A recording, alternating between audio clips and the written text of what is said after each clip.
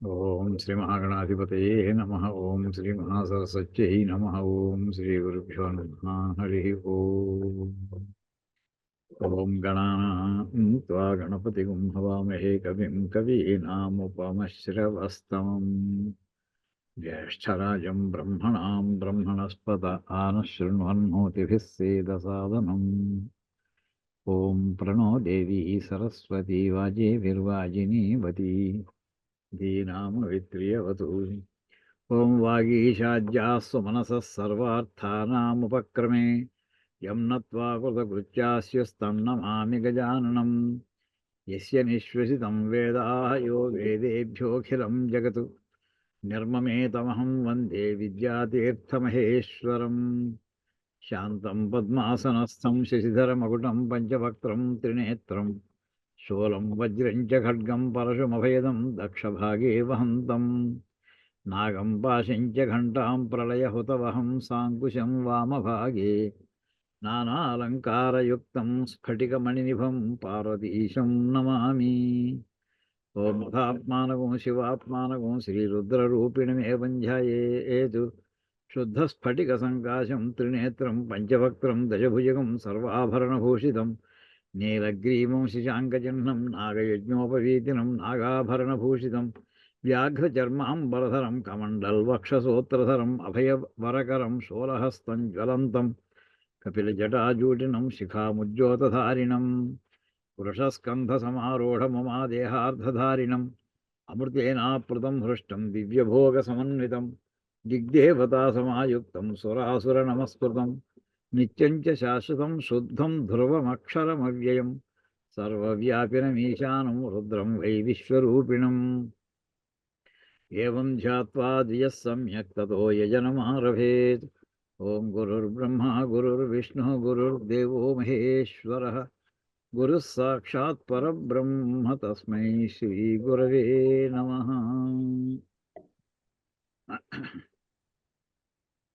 మనం మన చమకంలో ఏ వాక్యం దగ్గర ఒక్కసారి స్మరణ చేసుకుందామండి. త్వం చిత్తంచ మ ఆధీతంచ మే వాక్చ మే మనశ్చ మే చక్షుశ్చ మే శ్రోత్రంచ మే. ఇంతవరకు మొన్న మనం చెప్పుకున్నటువంటి ఆ చిత్తం అనేటటువంటి ఆ పదానికి సంబంధించినటువంటి ఏ మంత్రవాక్యాలు ఉన్నాయో అందులో ఉండేటటువంటి పదాలన్నిటి కలిపి మనం సామూహికంగా అక్కడ వాటికి వ్యాఖ్యానం చెప్పుకోవడం జరిగింది. తర్వాత మిగతా పదాల గురించి చూద్దామండి. దక్షశ్చ మే బలంచ మ ఓజశ్చ మే సహశ్చ మ ఆయుశ్చ మే జరాచ మ ఆత్మా చ మే తనుశ్చ మే శర్మ చ మే వర్మ చ అని కంటిన్యూ అవుతుంది. అది ఇప్పుడు ఇందులో రెండో పనసలో ఉన్నామండి మనం. ఈ దక్షశ్చ మే ఎలాగైతే మనం చూద్దాం.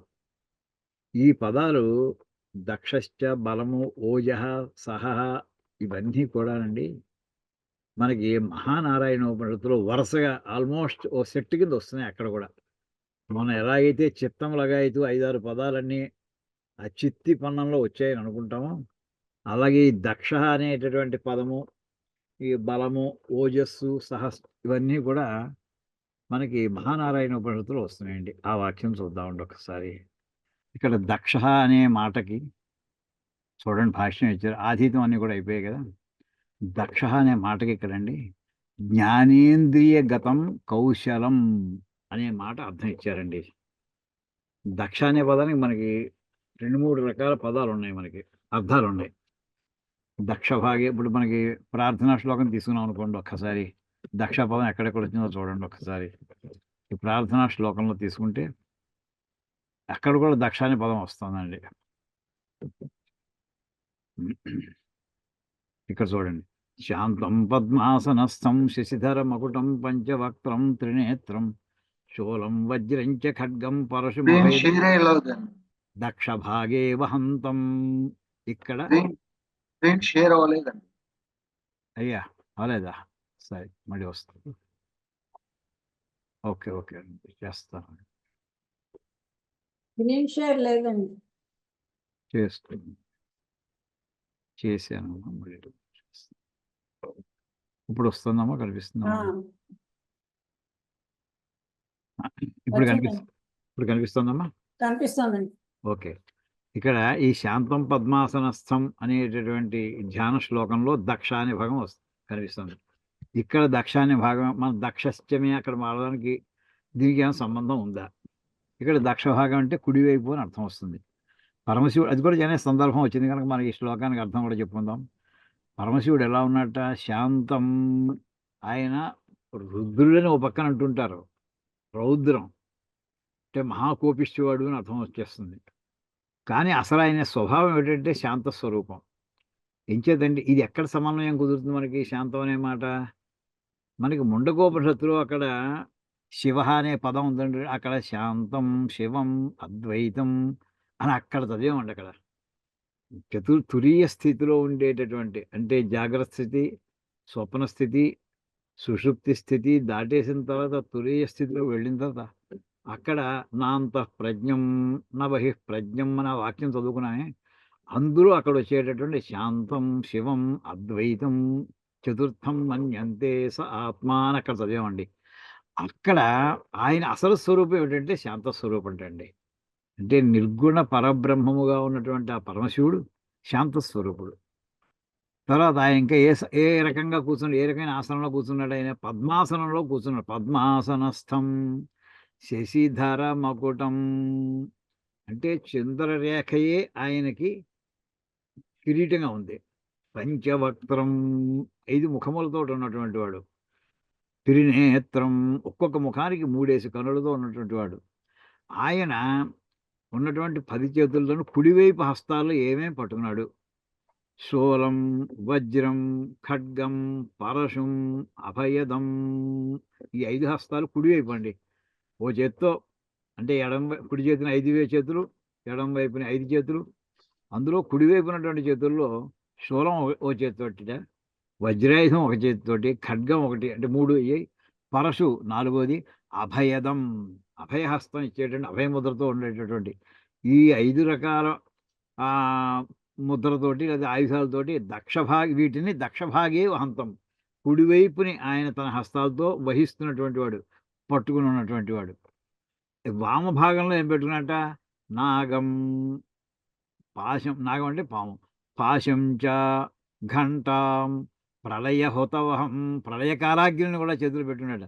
సాంకుశం అంకుశంతో కూడి ఉన్నటువంటి ఈ రకంగా ప్రళయకాలాగ్నిని మొత్తం 5 చేతులతో ఎడమవైపు చేతులతో పట్టుకున్నాడు. వామభాగే అక్కడ దక్ష వామ అనే భాగం ఏంటంటే కుడి ఎడమ అనేటటువంటి సందర్భంలో అక్కడ వాడడం జరిగిందండి. అటువంటి నానాలంకారయుక్తం స్ఫటిక మణి నిభం పార్వతీశం సమస్తమైనటువంటి అలంకారములతోటి కూడినటువంటి మామూలుగా నాగాభరణం ఒకటి అనుకుంటూ ఉంటాం, కాదు. ఆయన అలంకారాలు వేసుకుంటే ఆయన దివ్యమైనటువంటి తేజో రూపంతో ఉండగా మనకి అలాంటి రూపం కావాలని కోరుకునేటువంటి వాడు కొంతమంది ఉంటుంటారు. అటువంటి ఆ అలంకారములతో కూడి ఉన్నటువంటి స్ఫటికము వలె స్ఫటికమణితో పోల్చదగిన నిభము అంటే పోల్చదగిన స్ఫటికమణి నిభం అటువంటి పార్వతీశ్వరుని నేను నమామి నమస్కారం చేస్తున్నాను. అక్కడ దక్ష అనే పదం వచ్చిందండి. ఇది కాకుండా అలా దక్ష అనే పదానికి మనకి ఇందులో ఇచ్చినటువంటి భాష్యంలో ఇచ్చినటువంటి పదం చూడండి. భాష్యంలో మనకి ఇక్కడ దక్ష అంటే జ్ఞానేంద్రియగతం కౌశలం అనే ఒక మాటను వాడారండి. అంటే స్కిల్ గట్టిగా కౌశలం అంటే స్కిల్. అది జ్ఞానేంద్రియములలో ఉండేటటువంటి ఆ కౌశలం, కుశలత, దాన్ని దక్షత అంటారటండి. అంటే దక్షత అంటే మనం సమర్థత అంటాం. సమర్థుడు అంటే ఒక పనిని చేయడం, ఒక టాస్క్ ఇస్తే ఆ టాస్క్ని అకాంప్లిష్ చేయడంలో, కంప్లీట్ చేయడంలో సమర్థంగా ఎఫిషియెంట్గా చేయడాన్ని మనం దక్షత అనుకుంటామండి. కానీ ఎఫిషియన్సీ అనే మాట అసలు ఎలా డిఫైన్ చేయాలట? అది ఎవరు చెప్పాలి? ఏది ఎఫిషియన్సీ కాదు? దీనికి చూడాలంటే భగవద్గీతలో ఆ వాక్యానికి వెళ్ళాలండి. ఈ వాక్యం చూడాలంటే అదొక్కసారి చూద్దామండి. ఇక్కడ వస్తుందండి భగవద్గీతలో మనకి 2వ అధ్యాయంలో 50వ శ్లోకంలో ఈ కౌశలం అనేటటువంటి మాటని డెఫినేషన్ ఇస్తాడండి కృష్ణ పరమాత్మ. బుద్ధియుక్తో జహాతీహ ఉభే సుకృత దుష్కృతే తస్మాద్ యోగాయ యుజ్యస్వ యోగ కర్మసు కౌశలం.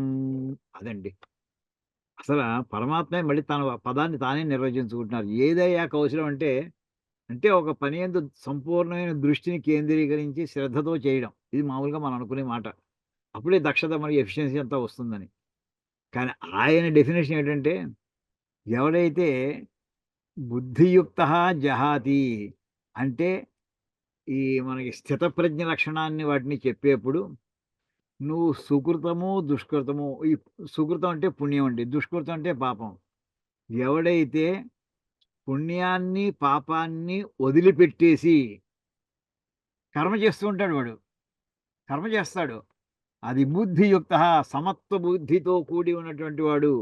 అంటే వాడికి పరమాత్మ యందు మాత్రమే దృష్టి పెట్టుకొని, నాకు పుణ్యము అక్కర్లేదు, పాపము అక్కర్లేదు. నేను కర్మని కర్మ కోసం చేస్తున్నాను అంతే.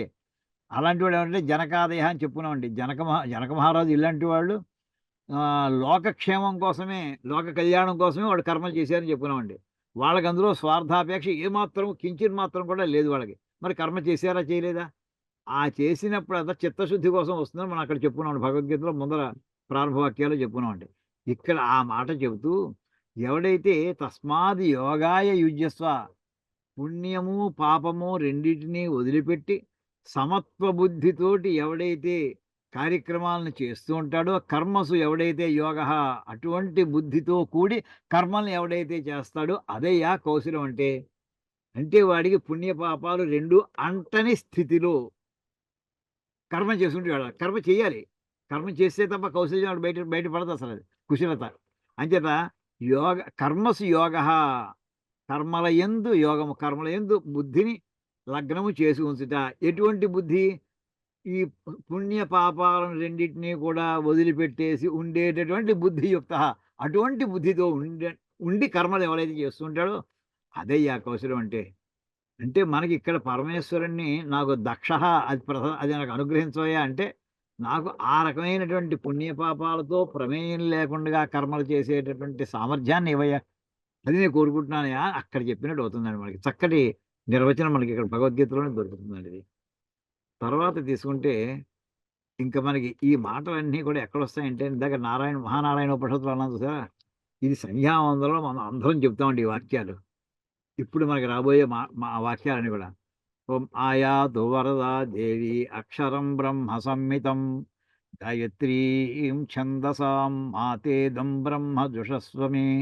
అక్కడ ఓజోసి సహోసి బలమసి భ్రాజోసి దేవానాం ధామనామాసి విశ్వమసి విశ్వాయు సర్వమసి సర్వాయు అభిభూరోం గాయత్రీమావాహయామి అంటూ మనం చెప్పుకునే వాక్యాలు ఏవైతే వస్తాయో ఓమి చీకాక్షరం బ్రహ్మ అక్కడ పదాలని ఇంకా నెక్స్ట్ అని కూడా దక్షశ్చ మే బలంచమ ఓజశ్చ మే సహశ్చమ. చూడండి ఇక్కడ అదే పదాలు. ఓజహ కనిపిస్తోంది, బలం కనిపిస్తోంది, సహహ కనిపిస్తోంది.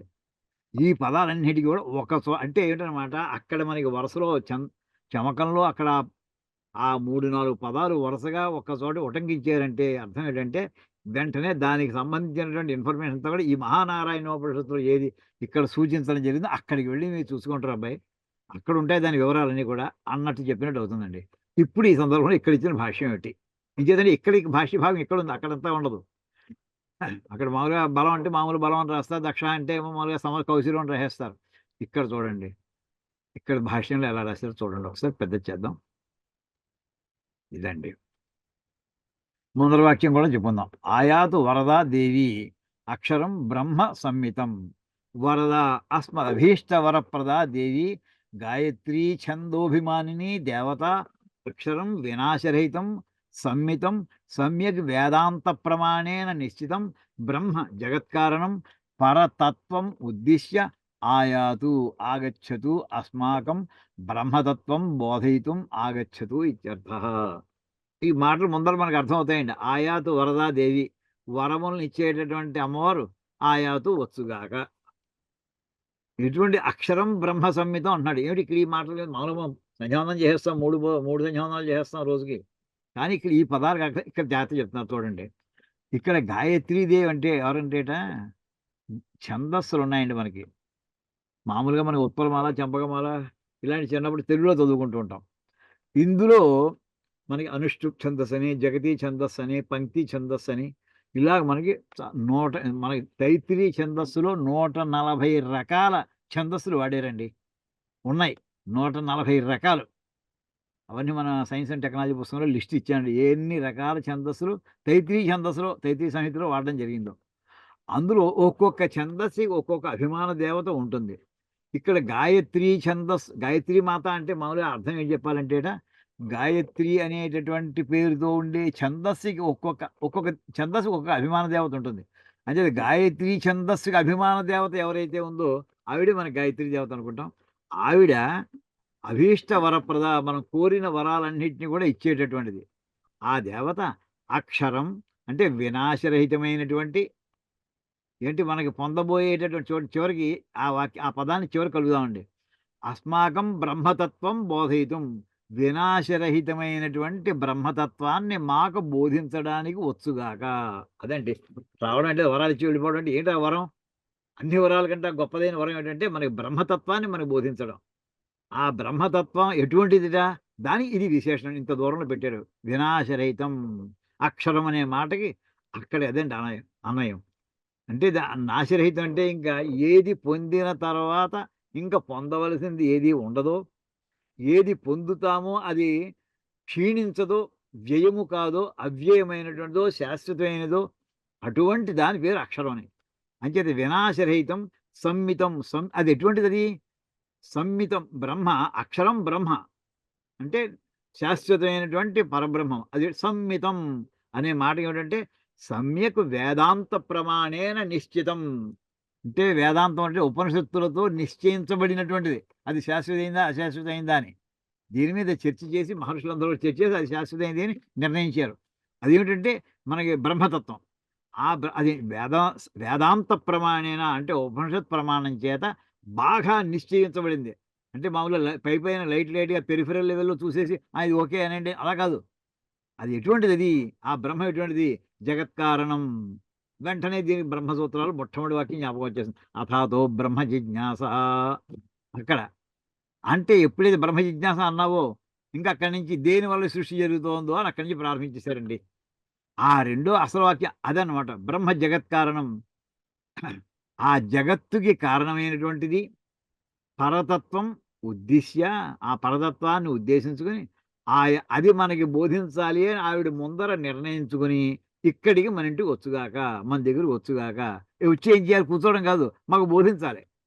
అది దానికోసం అటువంటి ఆ అమ్మవారు మా దగ్గరికి వచ్చుగాక అని చెప్పి, అంటే బ్రహ్మతత్వం బోధయితుం ఆగచ్చదు. అయమేవ అర్థః ఉత్తరార్ధేన స్పష్టీక్రియతే. ఇదే అర్థాన్ని తర్వాత వాక్యంలో కూడా ఇంకా స్పష్టంగా చెబుతున్నారు. ఎలాగంటే గాయత్రీం ఛందసాం మాత అని. ఇక్కడ మనకి కొన్ని పదాలండి, ఇది ఋగ్వేదానికి సంబంధించినవి ఒక రకంగా ఉన్నాయి. ఇదే మంత్రం. కృష్ణ యజుర్వేదంలో కొన్ని రకాల కొంచెం తేడాలున్నాయి. అక్షరాల్లో కొన్ని తేడాలున్నాయి. కానీ మొత్తం భాష దగ్గరికి వచ్చినప్పుడు ఒకటే వస్తుంది. ఇక్కడ ఛందసాం గాయత్రి ఇందాక చెప్పానండి. త్రిష్టుప్ ఛందస్సని, అనుష్టుప్ ఛందస్సని, పంక్తి ఛందస్సని, ఏమండి ఇలాంటి గాయత్రి, త్రిష్టు ఆదీనాం ఇటువంటి ఛందస్సులన్నింటిలో ఏవైతే ఉన్నాయో వేదానాం వా, వేదములన్నిటి కూడా వేదమాత అని చెప్తూ ఉంటామండి గాయత్రీదేవిని. అంచేది వేదమాత అయినటువంటి జననీ దేవత గాయత్రి. గాయత్రి శబ్ద అవిధేయ అంటే ఆ దేవత పేరు ఏంటగా అభిమాని దేవతాన. గాయత్రి ఛందస్సుకి అభిమాన దేవతాన. ఇప్పుడు డైరెక్ట్ రంగంలో దిగిపోతున్నాడు. ఆ దేవత పేరు ఏమిటయ్యా? ఆవిడ పేరు గాయత్రి దేవతయ్యా. గాయత్రి శబ్దము చేత పేరు కలిగిన గాయత్రి అనేటటువంటి శబ్దమే పేరుగా కలిగినటువంటి ఆ దేవత నహ అస్మాన్ ఇదం బ్రహ్మ వేదాంత ప్రతిపాద్యం తత్వం జోషస్వ జోషయతు ఉపదిశతు. అంటే వేదాంతములలో ఉపనిషత్తులో ఏది ప్రతిపాదించబడిందో, ఏ తత్వం ప్రతిపాదించబడిందో తత్ ఆ తత్వము గాయత్రీం ఛందసాం మాత మాతేదం బ్రహ్మ జోషస్వమే అంటామండి అక్కడ ఏకవచనంలో. ఇక్కడ బ్రహ్మ జోషస్వ నహ, ఇక్కడ బహువచనంలో వాక్యం ఉంది. జోషస్వ అంటే జోషయతు అంటే ఉపదిశతు. అమ్మవారు వచ్చి నాకు ఆ బ్రహ్మతత్వాన్ని ఉపదేశించుగాక. ఇది యాక్చువల్లీ మనకి బ్రహ్మోపదేశం ఉపనయనంలో మనం చేసేటటువంటిది. గాయత్రి మంత్రం ఆ ఉపదేశం చేసే ముందు బ్రహ్మోపదేశం అంటామండి దాన్ని. అది అమ్మవారి యొక్క అనుగ్రహంతో జరగాలి అని మనం ప్రార్థించుకునే దానికి ఆధార వాక్యాలు ఇక్కడ ఉంటాయన్నమాట. ఇక్కడ ఏమని చెప్తున్నాడండి, అప్పుడు ఇక్కడ మనకి అసలు పదం చమకలో ఉన్న మాటలకు అర్థం చెప్పాలి. ఓజోసి సహోసి బలమ శిభ్రాజోసి. అమ్మవారు ఎటువంటిదో వర్ణిస్తున్నాడండి ఇక్కడ. హే గాయత్రి దేవి త్వం ఓజోసి, నువ్వు నాలో ఉండేటటువంటి ఓజస్సు నువ్వమ్మా. ఓజస్సు అంటే ఏంటంటే బలహేతుభూత అష్టమ ధాతు రూపాసి. మొత్తం సప్తధాతువులని అందరం వింటామండి. ధాతువులు ఏంటంటే సప్తధాతువులండి. కానీ ఇక్కడ ఈవిడ బలహేతుభూత, మన బలమునకు కారణమైనటువంటిది ఆ ఇంట్రిన్సిక్ ఎనర్జీ ఏదైతే మనం బలం అని చెప్పుకుంటామో ఆ రూపం నువ్వేనమ్మా. అది ఆ ఓజస్సు నువ్వు. సహోసి. సహోసి అంటే శత్రువునాం అభిభవన శక్తి అసి.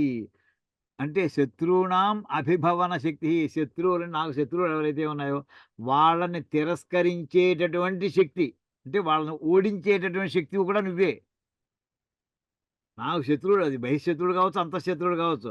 అది నా సాధనలో నాకు ఎప్పుడైనా సరే అంతఃశత్రువులని అంటే కామక్రోధాది వీటన్నిటిని కూడా నాకు ఓడించడం నా వల్ల కాదమ్మా. అది నీ వల్ల నాలో ప్రవేశించి నీ శక్తి అది నన్ను రక్షించుగాక. శత్రువునాం అభిభవన శక్తి. బాహ్యమైనటువంటి శత్రువును కూడా ఓడించాలంటే నా బాహుశక్తితో సరిపోదు. నీ శక్తి దాంతో కలిసినప్పుడే శత్రువును ఓడించడం సాధ్యమవుతుంది. బలమసి.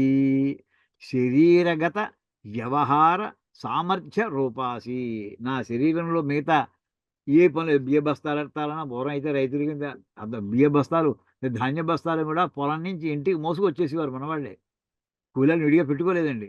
ఒక 2 తరాల వెనకాల వాళ్ళు, మన వాళ్ళ తాత అందరూ కూడా వాళ్ళే మోసుకొచ్చారు. బియ్య బస్తాలు గానీ, మామిడికాయ మూటలు గానీ, అంతా అన్నీ కూడా కొబ్బరికాయలు గానీ, ఆ రకమైనటువంటి శరీరగత వ్యవహార సామర్థ్యం, శరీరంతో చేయగలిగినటువంటి పనులు. ఈవేళ మనం ఒక పని ముట్టుకోమండి. ఏదైనా సరే వాడెవడో రావాలి. వెంటనే వాడిని పోర్టర్ పిలవండి. ఇక్కడ పోస్ట్ ఆఫీస్ కాడ పోర్టర్ పిలవండి. లేదా ఇంకోటిని పిలవండి. అంతే. మనం ముట్టుకోం. అలాగా మన శరీరంలో మనకు చేయగలిగినటువంటి సామర్థ్యం ఏదైతే ఆవిడ అనుగ్రహంతో మనకు లభించిందో దాని పేరు బలం అండి. భ్రాజుహోసి. దీప్తి రూపాసి. ప్రతి మనిషికి కూడా చిన్న ఆరాలంటే ఏదో ఉంటుంది. అది దీప్తి, కాంతి రూపంలో ఉంటుందది. కొంతమంది ముఖం శరీరం మీదే కనిపిస్తుంది. చాలా మంచి చక్కటి తేజస్వంతులుగా ఉంటుంటారు వాళ్ళు. అది కూడా నువ్వేనమ్మా. ఇవన్నీ కూడా ఆవిడ మనలో ప్రవేశిస్తే అప్పుడు మనకి ఈ లక్షణాలన్నీ కూడా మనలోంచి ప్రతిఫలిస్తూ ఉంటాయని. ఈ రకంగా ఇప్పుడు అక్కడ చమకంలో అడుగుతున్నది ఏంటంటే, అక్కడ దక్షశ్చమే బలంచమే. బలం నాకివ్వమ్మా. బలం అంటే ఇదనమాట. శరీరగతమైనటువంటి వ్యవహారాలను కూడా చేసి నా ఒంట్లో ఓపిక ఉన్నంత సేపు నేను చేయగలిగిన పనులన్నీ చేసేట్లా నాకు శక్తి. ఓజోసి. నాలో ఉండేటువంటి ఇంట్రిన్సిక్ ఎనర్జీ ఏదైతే ఉందో ఆ శక్తి నాకు ఇయ్యి. సహోసి. శత్రువునాం అభిభవన శక్తిరసి. ఇవన్నీ కూడా అక్కడ పదాలకి ఇక్కడ భాష ఇక్కడ లభిస్తోందండి. ఇంకా మిగతావి కూడా చూసేద్దామండి. ఇలాగ వచ్చాం కదా! ఇక్కడ విశ్వం సర్వజగద్రూపం త్వమేవ అసి. సమస్త జగత్తుకి కూడా నువ్వే సర్వజగద్రూపం త్వమేవ. ఈ విశ్వం విష్ణు వషట్కార అంటే మన అక్కడ శ్రీ మహావిష్ణువు అన్నా, గాయత్రీదేవి అన్నా ఎవరన్నా ఒకటే. ఒక మనకి నిర్గుణ పరబ్రహ్మము. ఆ నిర్గుణ పరబ్రహ్మం అది కార్యరూపము ధరిస్తే అక్కడ మనకి విశ్వం అయింది. కారణ రూపం అయితే విష్ణువు అయింది. అంచేత సర్వ జగద్రూపం ఈ జగత్తు రూపంలోకి వచ్చింది. మనకి అక్కడ కూడా ఈశావాస్యలో కూడా అదేనండి. ఈశావాస్య మెదగుం సర్వం. ఇదంతా కూడా ఈశ్వరుని చేత అతని యొక్క వాస్యమైనటువంటిది, వసించుడు యోగ్యమైనటువంటిది. ఆయన సృష్టి చేసినటువంటి దాంట్లో ఆయన కూర్చొని ఉంటాడు. ఆయనకి అధికారం ఉంది. ఇదంతా కూడా నీదేనమ్మా అని చెప్పి విశ్వాయు సంపూర్ణ ఆయుస్వరూపాసి. ఈ విశ్వమునకు ఆయువు ఏదైతే ఉందో అది ఎవరయ్యా? అది నువ్వే. విశ్వానికి ఆయుష్కాలం మనకైతే 50 ఏళ్ళు, 100 ఏళ్ళు, 70 ఏళ్ళు రకరకాలు ఉంటాయండి. ఇది మనం చేసుకున్న పూర్వజన్మలో చేసినటువంటి పుణ్యపాపాలను బట్టి మనకి ఆయుష్కాలం నిర్ణయం అవుతుంది ఈ జన్మకి. మరి విశ్వానికి అది ఏం చేసుకుందది? ఆ విశ్వానికి ఆయుష్ కూడా అది నువ్వేనమ్మా. నువ్వు ఎన్నాళ్ళు ఉంచాలంటే ఉంచుతావు, ఎప్పుడు తీసేయాలంటే తీసేస్తావు అంతే. అని అక్కడ ఆ వాక్యం సంపూర్ణ ఆయుస్వరూప ఎవరికి? విశ్వానికి. విశ్వం అనే మాటకి సంపూర్ణత అని అర్థం ఉందండి. విశ్వానికి ఆయువు కూడా నువ్వే. ఉక్తస్యైవ వ్యాఖ్యానం సర్వమసి సర్వాయు ఇది. అంటే సర్వము నువ్వేనమయ్యా. సర్వం అసి. అసి అంటే అయి ఉన్నావు. తత్వం అసి అన్నట్టుగా. నువ్వు తత్వం అయి ఉన్నావు. తత్వం అసి. అది నీవు అయి ఉన్నావు. అంటే ప్రెజెంట్ టెన్స్ అండి అది. ఎదురుకుండా మనకి సెకండ్ పర్సన్‌లో. సర్వమసి సమస్తము నువ్వు అయి ఉన్నావు. సర్వ ఆయుః ఇతి. సమస్తమైనటువంటి ఉన్నటువంటి వస్తువు వాటన్నిటికి ఆయుష్ కూడా నువ్వేనమ్మా. అంటే నీ అనుగ్రహంతోటే మొత్తం అన్నీ కూడా జీవిస్తున్నాయి. అవి ప్రాణం నిలబెట్టుకుంటున్నాయి. అభిభూః సర్వస్య పాపస్య తిరస్కార హేతుః ఓంకా ఓ హేతురోం ప్రణవ ప్రతిపాద్యః పరమాత్మాసి. అభిభూః అంటే సమస్తమైన పాపములను తిరస్కరించడం అంటే పాపాలను పోగొట్టేటటువంటి హేతువు ఓంకారము.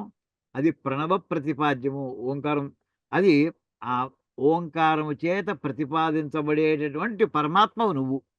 ఓంకారము చేత ప్రతిపాది ప్రణవ ప్రతిపాద్య, ఓం ప్రణవ ప్రతిపాద్య అంటే అభిభూరోం అంటున్నాం కదండి ఇక్కడ. ఆఖరిని గాయత్రీ సర్వాయురభిభూరోం. అభిభూ ఓం. ఆ ఓం అనే మాట ఏంటంటే సర్వము సర్వభూ అని అక్కడ అనేసి ఓం అనే మాటకి ప్రణవ ప్రతిపాద్య పరమాత్మ అసి. ఓంకారము చేత ప్రతిపాదించబడుతున్నటువంటి పరమాత్మ నువ్వే. అక్కడే మనకి మొన్న చెప్పుకున్నటువంటి వేదాంతే చ ప్రతిష్ఠిత తస్య ప్రకృతి లేనస్య యః పరస్స మహేశ్వర అని అక్కడ కూడా మనం చెప్పుకున్నాం. తాదృశీం అటువంటి సమస్తమైనటువంటి బ్రహ్మాండాలని నిలబెట్టి వాటి ఆయుష్కాలాన్ని అయి ఉండి చేసేటటువంటి అంత గొప్పదైనటువంటి ఈ తాదృశీం గాయత్రీం అటువంటి గాయత్రిని మదీయే మనసి ఆవాహయామి. నా మనస్సులో ఆ గాయత్రీ దేవతను నేను ఆవాహన చేస్తున్నాను, ఆహ్వానిస్తున్నాను అని ఇంత చక్కటి గాయత్రీదేవిని గురించి చేసినటువంటి ప్రార్థనలో వచ్చే వాక్యాలని ఇక్కడ మనకి చమకంలో పెట్టడం జరిగిందండి. అంటే దీనిటువంటి వల్ల గాయత్రీ దేవత అనుగ్రహం నాకు సిద్ధిరస్తు అని, గాయత్రీ దేవత ప్రసాద సిద్ధిరస్తు అని మనం అనుకోవచ్చండి. ఇక్కడికి ఇది అయిన తర్వాత ఇంకా నెక్స్ట్ ఓజహ ఇక చెప్పేశాం కదండి. దక్ష అయిపోయింది, ఓజహ సహ అయిపోయిన తర్వాత ఆయుహు. ఆయుహు అంటే దానికి ఏం రాశారండి ఇక్కడ చమకంలో భాష ప్రసిద్ధం, అందరికీ తెలుసుందే కదా అన్నారండి. కానీ అందరికీ తెలుసునంటే ఏం తెలుసును మనకి? ఏమీ తెలియదు అని అర్థమవుతుంది. ఇవన్నీ తెలుసునంటే అది ప్రసిద్ధమే, మనకి తెలియదు, దాని తత్వం తెలియదు మనకి. దీని మీదండి మనకి అతి ప్రసిద్ధమైనటువంటి ఒక వాక్యం అందరికీ మనకి ఎవరైనా ఆశీర్వదించాలంటే ఓం శతమానం భవతి అనే వాక్యం అందరూ శతమానం చాలా గొప్ప ఆయుష్ గురించి చెప్పాడండి. 100 ఏళ్ళు జీవించరా. ఆ మాట మనకి మన తైత్రీయ సంహితలో 2వ కాండలో 2వ పన్నంలో మనకి 11వ అనువాకంలో వస్తుందండి. ఇక్కడ శతమానం భవతి శతాయు పురుషేంద్రియ ఆయుష్యేవేంద్రియే ప్రతిష్టతి.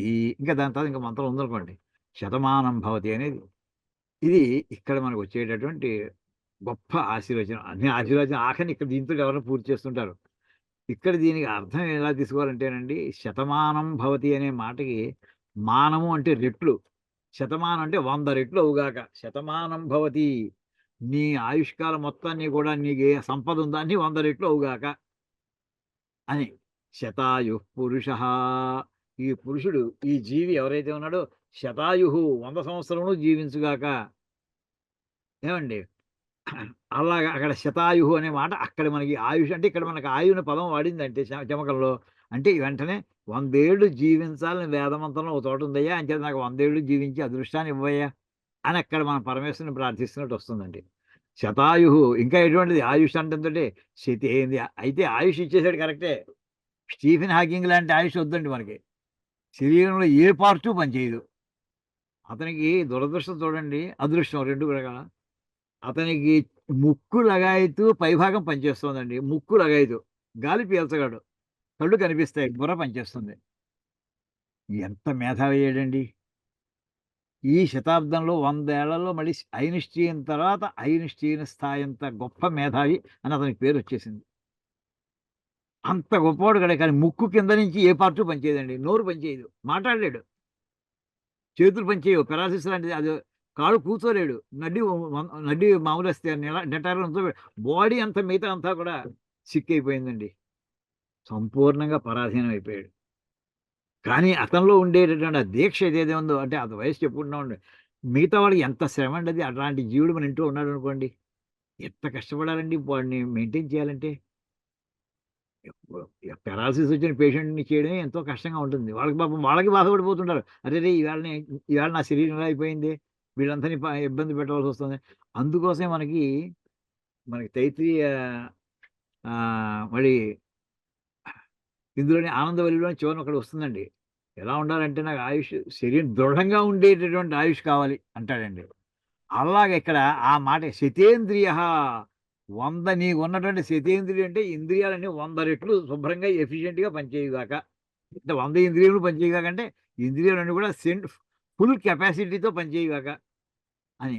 ఆయుష్యేవేంద్రియే ప్రతిష్టతి. అటువంటి ఆయుష్ తోటి నువ్వు జీవించుగా కానీ ఇక్కడ అర్థం వచ్చే ఇక్కడ మనకి అంటే చమకంలో వచ్చిన ఆయుహు అనే పదానికి ఇది మనం తీసుకుంటూ ఉంటామండి. ఇది ఇది కాకుండా అయితే ఆయుష్యమే పక్కనే ఇంకో మాట పెట్టాడండి బాబు ఆ చమకంలోనూ.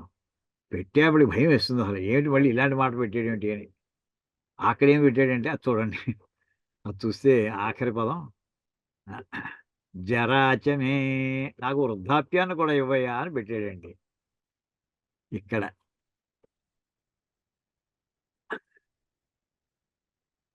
ఇక్కడ చూడండి, ఇక్కడ ఆయుహు అంటే ప్రసిద్ధం అని చెప్పి జరా ఆయుష వలి ఫలితాది పర్యంతత్వం. వలి అంటే ముడతలు పడిపోవడం అండి, ఫలితం అంటే జుట్టు నెరిసిపోవడం అండి. ఇలాంటివన్నీ కూడా శరీరం మీద ఎప్పటిదాకా వస్తాయో అన్నాళ్ళు బతికేట్లా నన్ను చేయవయ్యా అని కోరుతున్నాడండి. దీని మీద మన గొల్లపూడి మారుతీరావు గారు సుమారు 20 ఏళ్ల క్రితం అండి ఒక పెద్ద వ్యాసం ఈ జర అనే పదాన్ని తీసుకుని వృద్ధంచమే వృద్ధిశ్చమే అనే పదం మళ్ళీ వస్తున్నాయి. వృద్ధాప్యం మీద ఈ చమకంలోంచి వాక్యం తీసుకుని ఒక పెద్ద ఆర్టికల్ రాశాడండి ఆయన. ఏమిటి ఎవరైనా నాకు శరీరం బాగుండాలంటారు, యువకుడిగా ఉండాలంటారు, ఓపిక ఉన్నవాడు కావాలంటారు, ఈ ముసలితనం కోరుకుంటాడు ఏమిటండి అని ప్రారంభించి ఎంత ఆసక్తిగా ఎంతమంది చదివారు ఆర్టికల్. అప్పుడు 20 ఏళ్ల క్రితం వచ్చిందండి. అది గూగుల్లో మరి దొరుకుతుందో దొరకదో నాకు తెలియదు కానీ చాలా మంచి ఆర్టికల్ అది. కారణం ఏంటంటేట అనుభవంలోకి వచ్చేప్పటికి మొత్తం అన్నీ కూడా మామూలుగా మనకి జ్ఞానం ఎలా వస్తుంది అని చెప్తూ ఒకటి అనుభవం వల్ల వచ్చేటటువంటి జ్ఞానం కూడా ఒకటి చాలా గొప్ప ఇంపార్టెంట్ జ్ఞానం అండి. ఆ అనుభవం ఎప్పుడు వస్తుంది? ముసలితనం వచ్చేప్పుడు చాలా చూడగా చూడగా చూడగా అప్పటికి అనుభవాలు వస్తాయండి. ఆ రావాలంటే దానికి జర అప్పటి ముసలితనం వస్తే అప్పుడు వాడిని గౌరవిస్తారట. దీని మీద ఇందులో పెట్టలేదు కానీ మీకు మన భారతం నుంచి కూడా పద్యం వినిపిస్తానండి ఇప్పుడు. ఇది ఈ రకంగా అయితే ఈ జర అనే పదాన్ని అది ఎటువంటిది మామూలు సామాన్యమైనటువంటి కండిషన్స్‌లో. ఇక్కడ అడిగేది మనకు ముసలితనం ఇవ్వంటే వార్ధక్యం వలన వచ్చేటటువంటి ఇబ్బందుల్ని కోరుకుంటున్నామని కాదండి. అంటే నాకు అనుభవం వలన జ్ఞానం సిద్ధించేట్లా చేయవయ్యా. వయస్సు పెరిగిపోయింది. కొంతమంది ఉంటారు తాటి చెట్ల నువ్వు పెరిగిపోయి ఏంటి ఏం లాభం అంటుంటారు పిల్లలతో తిట్టేప్పుడు అప్పుడప్పుడు. అలా కాదండి. అనుభవంలోకి వస్తుంది అనే ఉద్దేశంతోటి ఇక్కడ జర అనే ముసలితనాన్ని ఇవ్వయా అని ఒకటి చాలా ఈ లౌకికమైన అన్నీ చూశాను. ఇంకా ఎన్నాళ్ళు ఇది ఈ శరీరం పట్టుకు వేలాడుతూ ఉండడం. ఎప్పుడో ఒకటి తీసేయాలి ఇది. అయితే తీసేయడానికి సిద్ధం చేయంటే నాకు ఆత్మజ్ఞానానికి లేదా ఈ శరీరాన్ని విదేహముక్తి నాకు లభించేటటువంటి ఆ స్థితిని కల్పించవయ్యా. వయస్సు దాటిపోతోంది. జ్ఞాపకం చేస్తోంది. అనుక్షణం జ్ఞాపకం చేస్తోంది. ఇంకెక్కడి నుంచి నాకు మోక్షంలోకి వెళ్ళిపోయేటట్టు ఇంక టైం వచ్చేసింది చెప్తోంది. ఇంక పాతవన్నీ వదిలి పక్కనెట్టేసి ఇంక చాలా సార్లు చూసాం. ఇదివరకైతే ఇళ్లలో 5 గురులు చూసాం, 10 పెళ్ళిళ్ళు చూసాం, 25 మంది ఇళ్ళకి రావడం చూసాం. వెళ్ళారు కొన్ని వందల మంది వస్తూ వెళ్ళు నెలల తరబడి ఉండిపోయేవారు. చివరికి చూసి, చూసి, చూసి ఆఖరి రోజులకు వచ్చేవాడికి ఏమిటి సాధించాం? ఇంతమందిని ఇళ్లలో పెట్టుకు పోషించి నా సంగతి ఏమైంది? శరీరం ముడతలు పడిపోయిందే. ఏం సాధించుకున్నా నేను? అనేటువంటి భావన వచ్చేప్పటికి ఇంకా వాడికి వైరాగ్య స్థితికి పరాకాష్ఠకి చేరిపోతుందండి. అంచేత జర అనే పదం దేనికి తీసుకెళ్తుందంటే వైరాగ్యానికి తీసుకెళ్ళేటటువంటి ఒక చక్కటి మాట అండి అది. ముసలితనం వచ్చేసిందని బాధపడే కాదు. ఆ అవకాశం ఇస్తుంది. అరే అయిపోయింది చాలురా నీ టైం అయిపోతుందిరా చూసుకోరా నువ్వు. నీ సంగతి నువ్వు చూసుకో. నీ సంగతి అంటే ఏమిటి? మోక్షాన్ని ఏం చేసుకున్నావు నువ్వు? అయిపోయింది వయస్సు. ఇంకెన్నాళ్ళు కాదు. బతికినన్నాళ్ళు బతకవు అని చెప్పడానికి చెప్పేటటువంటి ఈ జర అనే పదాన్ని అలా పాజిటివ్‌గా తీసుకోండి అంటూ అక్కడ ఆయన చక్కటి వ్యాసం రాశారు. భాష్యంలో కూడా అలాగే కనిపిస్తుంది. దీని మీద మనం చెప్పడం కాదండి. భర్తృహరి ఏమన్నాడు? అది చూద్దామండి ఒక్కసారి. ఆ వాక్యం జ్ఞాపకం వచ్చి ఇందాక స్కాన్ చేసి దొరికిందది. భర్తృహరి పద్యంలో. భర్తృహరి మనకి తెలిసిన దాంట్లో అతను శృంగార శతకం, నీతి శతకం, వైరాగ్య శతకం అని 3 రాశారండి. ప్రధానమైనటువంటి భర్తృహరి గురించి చిన్న మాట చెప్తానండి ఇవాళ. భర్తృహరి సుమారు మన లెక్క ప్రకారం భట్టి విక్రమార్క అంటే మన విక్రమాదిత్యుడు చక్రవర్తి వాళ్ళ రిలేషన్ కజిన్ అనమాట అతను. భర్తృహరి రాజవంశీకుడు ఇతను. మనకి సుభాషితాలు అనే పేరుతోటే మనకి ప్రసిద్ధి తప్ప మిగతా ఏ విషయమో తెలియదండి భర్తృహరి గురించి. ఉజ్జయిని వాస్తవ్యుడితను. ఇంకేదంటే మనకి విక్రమాదిత్యుని రాజధాని కూడా ఉజ్జయిని ఉండేది. ఒకసారి ఎప్పుడో నేను వెళ్ళినప్పుడు అక్కడ భర్తృహరి గుహ అని ఉందండి. ఆ గుహ దగ్గర వెళ్ళాను. లోపల వెళ్ళడానికి ఆ లోపలంతా లైటింగ్ ఏం లేదు. చీకటిగా ఉంది. వెళ్ళలేదు గానీ, ఇప్పటికి కూడా అది చాలా గొప్ప పండితుడు అని చెప్పాలండి. అతని గురించి చెప్తే తర్వాత వాక్యం చెప్తానండి. ఈవేళ సైన్స్‌లో, కంప్యూటర్స్‌లో వచ్చినటువంటి లేటెస్ట్ టెక్నాలజీ అందరికీ తెలుసునండి. అంటే సబ్జెక్ట్ డీవియేట్ అయిపోవట్లేదు. ఆ మహానుభావుడి గురించి చెప్పుకోవడం చెప్తున్నానండి. Artificial intelligence. గత 2, 3 సంవత్సరాల నుంచి అంటే కంప్యూటర్ ద్వారా మొత్తం అన్ని రకాల నువ్వు ఏ ప్రశ్నేస్తే ఆ ప్రశ్నకి సమాధానం వెంటనే వెతికి చెప్పేస్తుందది. కోట్ల మంది వెంటనే ఇవ్వలేనటువంటి ఆన్సర్‌ని దానికి ఎవడో ఒకడు ఎక్కించి ఉంటే వెంటనే క్షణకాలంలో మనకి అందించేస్తున్నారు. ఇటువంటి ఈ ఆర్టిఫిషియల్ ఇంటెలిజెన్స్‌కి సంబంధించినటువంటి అసలు ఏ సూత్రం మీద ఆధారపడి ఈ ఆర్టిఫిషియల్ ఇంటెలిజెన్స్ వర్క్ చేస్తోంది? ఏ వాక్యం ఎలాగ అర్థమైంది? దానికేమంటారంటేనండి, ఈ వాక్యాన్ని ఇప్పుడు మనకి హేయ్ గూగుల్ అంటుంటామండి. మన పిల్లల ఇంట్లో అందరూ గూగుల్ పెట్టేసి దాంతో చాటింగ్ చేస్తున్నారు పిల్లలు. నాకు ఆ పాట కావాలి, ఈ పాట కావాలి పెడుతుంటారు. మనం వాళ్ళందరూ చూస్తూ ఉంటాం కానీ తెలుస్తాయండి ఇవి. అది వెంటనే ఆ క్షణంలో పట్టుకొస్తోందది. ఇక్కడ మనం ఇచ్చిన వాక్యాన్ని అది ఎలా అర్థం చేసుకుంటోంది అనే ప్రశ్న వేయడంతోటి నిన్న రాత్రి ఎవరో సైంటిస్ట్ వస్తే ఆయనతో డిస్కస్ చేయడం జరిగిందండి. అసలు వాక్యం అంటే దాని ముందర నిర్వచనం చెప్పాలండి. ఇలాంటి కోట్లాది వాక్యాలు దాని లోపల ఎక్కించేస్తారండి. దాన్నేమంటారంటే డీప్ లెర్నింగ్ బాగా సుశిక్షణ చాలా గొప్ప శిక్షణ ఇవ్వడం. ఆ శిక్షణ ఇచ్చేప్పుడు వాక్యాలు ఎన్ని రకాలుగా ఉంటాయి. ఎవరిచ్చిన వాక్యం అయినా సరే ఇందులోకొచ్చేస్తాయి. అంటే మొట్టమొదటి వాక్యం ఎంటర్ చేసేప్పుడు దానికి ఎలా ఎక్కిస్తారంటే, ఓ చిన్న వాక్యం తీసుకోండి. రాముడు లంకకు వెళ్ళెను. ఈ వాక్యాన్ని కంప్యూటర్‌లో ఎక్కించాలండి. అది అర్థం చేసుకొని లంకకి ఎవరు వెళ్లారంటే రాముడని చెప్పేయాలి వెంటనేను. అది ఆర్టిఫిషియల్ ఇంటెలిజెన్స్‌లో. రాముడు ఎక్కడికి వెళ్ళాడంటే లంకకి వెళ్ళాడని చెప్పేయాలి. ఇది చెప్పడానికి ఏం చేసాం మొట్టమొదటిది అది ఓ క్వెషన్ అడుగుతుందనుకోండి. రాముడు లంకకి వెళ్ళెను. ఓ ప్రశ్న ఏయమని అడిగారు. వెంటనే అది రాముడెవరు? అని ఒక క్వెషన్ దాంట్లోంచి వస్తుంది. రాముడు ఒక మనిషి అన్నామనుకోండి. అంటే ఏమిటి మనిషి అంటే ఎవరు? ఇంకో క్వెషన్. ప్రశ్నలు దానికి మనం సమాధానం ఇంతే ఇంకా అని చెప్పేసాక మనిషి అంటే ఓ 2 కాళ్ళు, 2 చేతులు, తలకాయ ఉన్నటువంటి వాడు మనిషి. మరి కోతికి లేవా? ఉంటాయి. మరి కోతి అంటే ఏది ఉంటే ఎక్స్‌ట్రా‌గా ఏముంటే వీడిని మనిషి అంటారు. ఇలాగ ప్రశ్నల పరంపరగా ఆన్సర్ చెప్పుకుంటూ వెళితే అప్పటికి రాముడి గురించి ఓ 50 ప్రశ్నలు, 60 రకాల ప్రశ్నలేస్తే చివరికి మనిషి యొక్క నిర్వచనం చెప్పడం అవుతుందండి. అప్పుడు ఓహో! రాముడు ఇలాంటి అయితే రాముడు ఒక్కడేనా మనిషి ఇంకెవరు లేరా? ఆ! ఉన్నారు. ఎవరు కృష్ణుడు ఉన్నాడు. అందరూ ఉన్నాం. ఆహా! అయితే ఈ పేర్లు ఉన్నటువంటి వాళ్ళందరిని తీసేసుకోవచ్చా అని అడుగుతుందండి. అయిపోయింది. రాముడు ఎక్కడికెళ్ళాడు? లంక. లంక అంటే ఏమిటి? లంక అంటే ఓ నగరం. నగరం అంటే ఏమిటి? అంటే జనం ఉండేది. అంటే అక్కడ మనుషులు తప్ప ఇంకా జంతువులు ఉండవా? ఉంటాయి. ఆవులు ఉంటాయి, గేదెలు ఉంటాయి, ఇవన్నీ కూడా ఉంటాయి. మరి అవన్నీ ఉంటే మరి దాన్ని నగరం అంటారా? అరణ్యాన్ని కూడా మరి నగరం అనొచ్చా? ఇంకా అది వేసి ప్రశ్నలు ఇలాగ కొన్ని కోట్ల ప్రశ్న వాక్యాలన్నిటి కూడా ఆ ప్రశ్నని ఎలా నిర్వచించి దానికి జడ పదార్థమైన కంప్యూటర్‌కి అర్థమయ్యేట్లా చెప్పాలో ఈ పద్ధతంతని ఈ ఆర్టిఫిషియల్ ఇంటెలిజెన్స్‌లో డీప్ లెర్నింగ్ అంటారండి. ఈ పద్ధతిని భర్తృహరి రాసాడండి. అది ఆశ్చర్యం. ఈవేళ కాదు. భర్తృహరి సమయం సుమారు 2000 సంవత్సరాల క్రితం నాటివండి. విక్రమాదిత్యుడు కాలం. క్రీస్తు కంటే ముందు 70 ఏళ్ల ముందల వాడు అతను. మన విక్రమ శకం 2078 అనేదో ఉంటుందండి. చూసుకోండి. 2024 కాదు. అది కూడా ఇంకా 75 ఏళ్ళు కలుపుకోవాలి దానికి. 75 ఏళ్ళు. ఆ కాలం నాడు ఆయన రాసిన పుస్తకం ఏంటో తెలుసునాండి? వాక్యపదీయం. ఆ వాక్యపదీయం అనేటటువంటి పుస్తకంలో ఈవేళ మనకి ఆర్టిఫిషియల్ ఇంటెలిజెన్స్ అనే సబ్జెక్ట్‌కి సంబంధించినటువంటి ప్రశ్నలు గాని, వాక్యానికి సంబంధం గాని, పదానికి, వాక్యానికి సంబంధం గాని, ఇవన్నీ ఎలా ఉండాలో ఆ మహానుభావుడు ఆ వేళ రాసాడండి. అది భర్తృహరి గురించి ఒక చిన్న ఇంట్రడక్షన్. మొన్న బుక్ ఎగ్జిబిషన్‌లో ఆ పుస్తకం కోసం చాలా కాలం చూసాను దొరకదు. మొన్న బుక్ ఎగ్జిబిషన్‌లో దొరికిందండి అది. 2 వాల్యూమ్స్ అది. వెంటనే కొనేసాను. చదువుదాం ఎప్పుడప్పుడు వీలున్నప్పుడు చూద్దాం అని చెప్పి.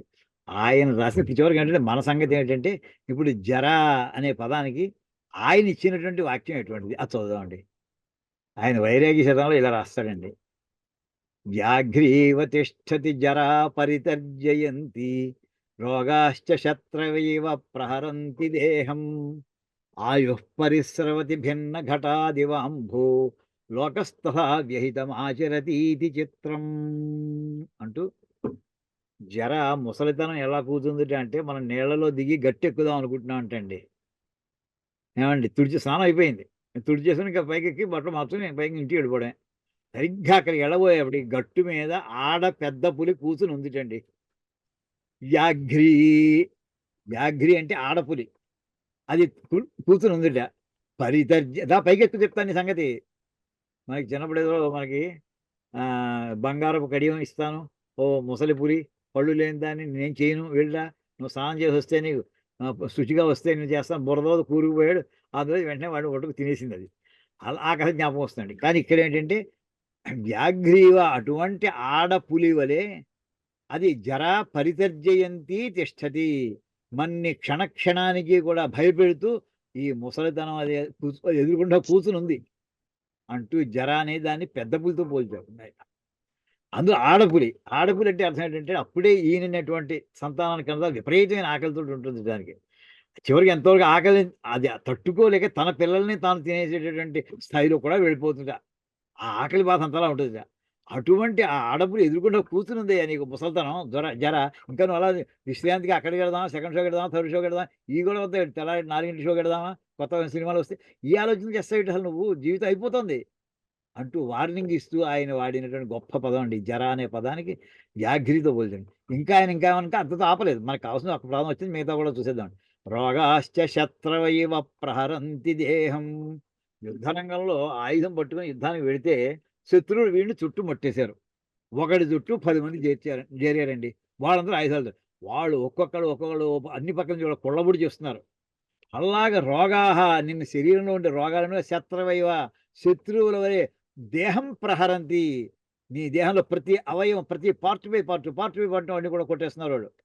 ఇప్పుడు ఆల్మోస్ట్ చూడండి, all the organs are disabled అని చెప్పేస్తుంటారు డాక్టర్స్. అన్ని హార్ట్ ఫెయిల్ అయిందండి, కిడ్నీ ఫెయిల్ అయిందండి, ఏమండి లంగ్స్ ఫెయిల్ అయ్యండి, ఇంక లాస్ట్ కండిషన్లో ఉందండి, మీరు వాళ్ళు పిలుచుకోండి అని చెప్తుంటారు సార్. ఆ రకమైనటువంటి వార్నింగ్ ఇస్తుంటాయటండి రోగాలన్నీ కూడాను. ఆయుః పరిస్రవతి భిన్న ఘటాదివాంభ, భిన్న ఘటాత్ చిల్లు పడినటువంటి కొండలోంచి నీళ్లు కారిపోతున్నట్టుగా, భిన్న ఘటాత్ అంటే ఘటం అంటే కొండ, భిన్నం అంటే చిల్లు పడింది, పగిలింది, బీట తీసేసింది, అంబహ అంటే నీళ్లు, ఆ పగిలిన కొండలోంచి నీళ్లు ఎలా కారిపోతూ ఉంటాయో ఆయుః పరిస్రవతి. ఇక్కడ ఆయుహు జర 2 పదాలు కూడా మనకి ఇందులో వచ్చాయండి. ఆయుస్సు అలా కారిపోతుందయ్యా, వెళ్ళిపోతుందయ్యా. లోకస్తథాపి అహితం ఆచరతి ఆచరతి, ఇంత ఎదురుగుండా ఉండ ఆయుష్ అయిపోతుందా, ముసలితనం మీదకొచ్చి కూర్చుందా, అయినా కానీ సామాన్య మానవుడు ఇంకా ఇంకా తన హితం ఏదో ఆలోచించుకోకుండా అహితం ఆచరతి, తనకు ఉపయోగించనటువంటి పనుల్లో ఇంకా వీడు నిమగ్నమై ఉంటున్నాడే, అది ఆశ్చర్యంగా ఉందయ్యా అంటూ ఆయన గొప్ప వాక్యం రాస్తాడండి. ఇవి మనకి ఇటువంటి పదాలను తీసుకుంటే మనకి స్ఫురణ, అంటే ఈ ముసలితనం అయిపోతోంది, దాన్ని బట్టి నువ్వేం చేసుకోవాలి, ఇంకా వార్నింగ్ సిగ్నల్స్ ఇవన్నీ కూడాను. ఆయువు ఇక్కడ చెప్పింది ఇందాక, అక్కడ ఆయుష్ అంటే మన శతేంద్రియ అన్నాం, కరెక్టే, 100 ఏళ్ళు కావాలని కోరుకున్నాం, కానీ ముందే అప్పటికే 70 80లోకి వచ్చేస్తున్నాం మనం. అంచేత ఆయుష్ క్షీణిస్తోంది, ఇక్కడ మీద వయస్సు దాటిపోతుంది. ఈ రకంగా ఈ శ్లోకాన్ని జ్ఞాపకం చేసుకోవచ్చు అనిపించిందండి. ఇది అయిన తర్వాత నెక్స్ట్ చూస్తే మనకి ఈ రకంగా మనకి ఈ రెండో పనస కూడా మనకి ఇందులో పూర్తి ఆయుశ్చమే జరాచమ ఆత్మాచమే తనుశ్చమే శర్మచమే వర్మచమేంగాని చమే స్థాని చమే. ఇది ఇక్కడ కాదండి, ఇది ఈ శ్లోకంలో కాదు, ఒకసారి ఇప్పుడు ఈ మంత్రం ఎంతవరకు వచ్చామో చూస్తున్నామండి ఒకసారి. ఇక్కడ జర అయిపోయింది, ఆయుహు అయిపోయింది, జర అయిపోయిందండి. ఆత్మ అంటే శాస్త్ర ప్రసిద్ధ అన్నారండి. ఇంకా ఆత్మ గురించి చెప్పట్లేదు, ఏం చేద్దాం, ఎలాగ ఈశావాస్యోపనిషత్తు చెప్పుకున్నారు కదా, అక్కడ మీకు ఆత్మతత్వం అర్థమైపోయింది అని ఇక్కడ నేను ఇంక దాని గురించి రిఫరెన్స్ ఏం పట్టరాలేదండి. ఇంకా ఆత్మ అంటే శాస్త్ర ప్రసిద్ధ, ఆ ఆత్మగా మనం చెప్పుకోవాలంటే ఒక్కసారి మళ్ళీ ఎప్పుడు ఆ ముండకోపనిషత్తుల వాక్యం మాత్రం మనసు బాగా హత్తుకుంటుందండి. నాంత ప్రజ్ఞం నా బహిః ప్రజ్ఞం, అది జాగ్రత్త స్థితిలో ఉండేటటువంటి తెలివి కాదు ఆత్మ అనేటటువంటిది, పోనీ స్వప్న స్థితిలో ఉండేటటువంటి అది కాదు, ఏమండి ఆ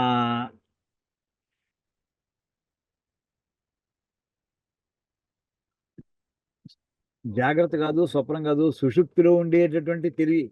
ఏం తెలివి అది? నాకు ఏమీ తెలియటం లేదు అనే ఒక తెలివి. నాకు మొన్నటి పొద్దున ఏమని చెప్తున్నాడు, మనకి బాగా నిద్రపట్టాక ఇవాళ హాయిగా నిద్రపట్టిందయ్యా, ఏ డిస్టర్బెన్స్ లేదే. నీకు డిస్టర్బెన్స్ వచ్చింది లేదు అనేది ఎలా తెలిసింది, ఎవరు చెప్పారు నీకు? ఆ టైంలో నువ్వు పడుకున్నాను అంటున్నావు కదా, అంటే నువ్వు పడుకున్నప్పుడు నీకు ఏ డిస్టర్బెన్స్ వస్తోందా లేదా అని చూసేటటువంటి వాడు ఎవడో ఒకడై ఉండాలి. అంచేత మొన్నటి పొద్దున నీకు జ్ఞాపకం వచ్చి ఏ డిస్టర్బెన్స్ రాలేదని చెబుతున్నావు. అందుచేత ఆ స్థాయిలో కూడా ఇంకా మెరుగుగా ఉండేవాడు ఎవడో ఉన్నాడు అని చెప్పు. దాని మొత్తం అంతా చెప్పొచ్చు. అగ్రాహ్యం అచింత్యం, ఏమంటే ఇవన్నీ మనం వరుసగా చదువుకున్నాం, చెప్పుకున్నాం అండి ఇవి. చివరికి అక్కడ ఏం చెప్పారండి, శాంతం శివం అద్వైతం చతుర్థం మన్యంతే. అదయ్యా ఆ శివస్వరూపుడు, తర్వాత ఆ శాంతస్వరూపుడు, తురీయ స్థితి, ఇంకా దాన్ని దాటిన తర్వాత ఇంకోటి ఏం లేదు. ఆయన్ని అద్వైతం మన్యంతే, ఇంక రెండు లేవు అక్కడ, ఉన్నది ఒక్కటే ఒక్కటి ఆత్మస్వరూపం. స ఆత్మ. అదండి ఆత్మ అంటే. అంటే ఇక్కడ ఆత్మ అనే పదానికి ఏమిటంటే, నాకు మోక్షము కలిగించాలి, మోక్షం లభించుగాక, వచ్చేట్లా చేయవయ్యా, అది అనుగ్రహించవయ్యా అని ఇక్కడ ఆత్మ అంటే అక్కడ పరమాత్మ. అదే ఆత్మ. తద్విజ్ఞేయ సహ విజ్ఞేయ, అదయ్యా తెలుసుకోవాల్సింది. తెలుసుకోవాల్సిందంటే ఫిజిక్స్ బాయిల్స్లా చార్లెస్లా ఇక్కడి నుంచి ప్రారంభించి ఈజ్వల్ ఎంసీ స్క్వేర్ దాకా ఐన్స్టీన్ ఫార్ములా ఇవన్నీ కాదయ్యా తెలుసు, ఇవన్నీ తెలుసుకో అసలు తెలుసుకోవాల్సింది ఇదయ్యా. అంటే ఇక్కడికి శాస్త్ర ప్రసిద్ధ పరమాత్మ, ఆత్మ అంటే పరమాత్మ, అది పరమాత్మనే అద్వైత సిద్ధిగా నాకు ఇప్పించవయ్యా అని అంటూ ఆ కోరికలను కూడా తనూహు ఇవన్నీ ఉండగా, శోభన సన్నివేశం వపుహు. మళ్ళీ ఇంత చెప్పేసి వెళ్ళిపోతాడేమో గమని, ఇంకా మోక్షానికి ఇంకా ఆ తీవ్రేచ్ఛ లేదు, తీవ్రమైనటువంటి ఆకాంక్ష ఇంకా రాలేదు. మళ్ళీ శరీరం కోసం చూస్తే శరీరం అంతా కూడా క్షీణించిపోయి నీరసించిపోయి ఎలా ఉంటే లేదు, లేదు, చాలా బాగుండాలి. శోభన సన్నివేశం వపుహు, ఆకర్షణీయంగా ఉండేటటువంటి అవయవాలన్నీ కూడా పుష్టిగా ఉండేటట్టు నాకు శరీరాన్ని ఇవ్వయా, దేహాన్ని. వపు అంటే శరీరం, ఇవన్నీ ఇస్తూ చివరికి నాకు ఏమయో బతికినంతకాలం సుఖంగా బతకాలి. శర్మ చ మే వర్మ చ, శర్మ అనే పదానికి ఏంటంటే ఆనంద స్వరూపుడు అని అర్థం అండి. నాకు సుఖంగా ఇవ్వాలి, సుఖాన్ని అది ఇవన్నీ చెప్పి ఇవన్నీ ఇచ్చిన తర్వాత ఏమిటి అల్టిమేట్లీ, ఇన్ని ఇచ్చిన తర్వాత సుఖం లేకపోతే ఏమిటి ఉపయోగం దానివల్ల? అంచే సుఖాన్ని ఇవ్వయా. అయితే సుఖం పొందుతుంటే ఆ సుఖాన్ని అపహరించడానికి నా చుట్టూనే బోల్డెని మంది రెడీగా ఉంటారు నాకు సుఖం లేకుండా చేయడానికి. అవి నా మీద దాడి చేయకుండా ఉండేటటువంటి నాకు రక్షణ కల్పించు, కవచంలా ఏదైనా వర్మచ. వర్మ అంటే కవచం అని అర్థం అండి. శరీర రక్షకం కవచాది, అంటే తన శరీరం చక్కటి శరీరం కావాలి, ఆ శరీరం ద్వారా సుఖం కావాలి, ఆ శరీరాన్ని రక్షిస్తే నా సుఖం దక్కుతుంది కనుక శరీరాన్ని రక్షించే కవచం మొదలైనవి కూడా నాకు ఏర్పాటు చేయవయ్యా నువ్వు అని అంటూ మళ్ళీ అంగాని, నా అవయవాలని ఎలా ఉండాలి. పృథు చక్రవర్తికి చివరి రోజున ఎలా అయిందో చెప్పుకున్నామండి. ఈ సమస్త భూమండలాన్ని జయించి ప్రజలందరి ఆమోదాన్ని పొంది సామంతరాజు అందరూ మహానుభావ మీరే కంటిన్యూ చేయటువంటి అక్కర్లేదని చెప్పి, నాకు ఎప్పుడప్పుడు నా సంగతి నేను చూసుకోవాల్సిందే, ఆత్మజ్ఞానం పొందవలసిందే అనుకుని వచ్చేసిన రోజుని చివరికి ఎముకల పోగు అయిపోయి ఉన్నట్టండి ఆయన. ప్రాణం మాత్రం గెలగదు. ఆయన భార్య పక్కనే ఉంది, ఒకళ్ళు చూసుకుంటున్నట్టు వాళ్ళు. అందులో అలా ఎండిపోయినటువంటి రూపంతో నవ్వుకున్నట్టు వాళ్ళిద్దరు. ఎలా ఉండేవాళ్ళం, ఎలా ఉన్నాం ఈవేళ. బాధపడలేదు వాళ్ళిద్దరు, కావాలని వచ్చేసారు వాళ్ళు.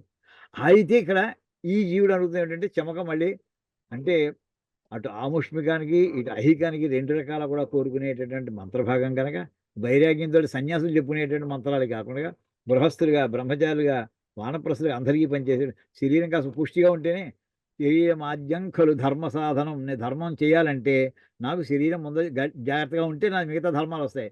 శరీరమే గట్టిగా లేకపోతే ఇంకా ధర్మం ఏం చేస్తాను నేను అంటూ అంచేత అంగాని సంపూర్ణ అవయవాహ అస్థాని యథాస్థానం స్థితం అస్థిని, అంటే ఏ అవయవము ఎలా ఎలా పుష్టిగా ఉంటే అది బాగుంటుందో, తన పని తాను చేసుకోగలదో ఆ రకంగా ఉండేట్లా నాకు ఇవ్వవయ్యా శరీరం అవయవాలన్నీ కూడా. పరుగోషి, అంతేకాదు అంగుళ్యాది పర్వాణి, చేతులిచ్చో కాళ్ళిచ్చో కానీ నాకు వేళ్ళు వంగట్లేదు, వేళ్ళ కడుపులన్నీ నొప్పులు, రొమాటిక్ పెయిన్స్ అవేం లేకుండా చేయవయ్యా.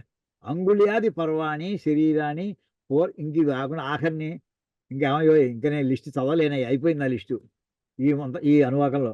శరీరాన్ని, ఇంకా శరీరం పూర్వం అనుక్తాహ, నేను ఇంతవరకు చెప్పనటువంటివి శరీర అవయవాహ, ఏవేవైతే శరీరంలో అవయవాలు ఉన్నాయో అవన్నీ కూడా శుభ్రంగా నాకు దృఢంగా ఉండేట్లా చేయవయ్యా అంటూ ఇప్పటికి మొట్టమొదటి అనువాకం పూర్తయిందండి వాళ్ళకి.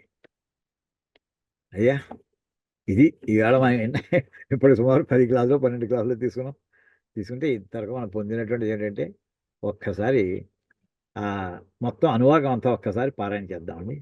ఒకసారి మళ్ళీ చూపిస్తూ చదువుతాను ఒకసారి.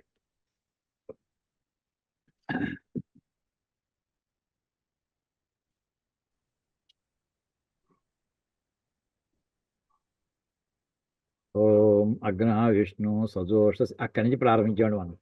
ఓం అగ్నా విష్ణు సజోష సేమావర్ధంతు వాంగిర జుమ్నైర్వాజేభిరాగతం ఆదిశ్చ మే ప్రసవశ్చ మే ప్రయతిశ్చ మే ప్రసితిశ్చ మే భీతిశ్చ మే క్రతుశ్చ మే స్వరశ్చ మే శ్లోకశ్చ మే శ్రావశ్చ మే శృతిశ్చ మే జ్యోతిశ్చ మే సువశ్చ మే ప్రాణశ్చ మే పానశ్చ మే వ్యానశ్చ మే సుశ్చ మే చిత్తంచ ఆధీతంచ మే వాక్చ మే మనశ్చ మే చక్షుశ్చ మే శ్రోత్రంచ మే దక్షశ్చ మే బలంచ ఓజశ్చ మే సహశ్చ ఆయుశ్చ మే జరాచ ఆత్మా చ మే తనుశ్చ మే శర్మ చ మే వర్మ చ మేంగాని చ మే స్థాని చ మే పరూగుంషి చ మే శరీరాణి చ మే అంటూ ఈ మొదటి అనువాకంలో ఇన్ని రకాల సాధనాలుగా తనకి పరమేశ్వరుడు అనుగ్రహించుగాక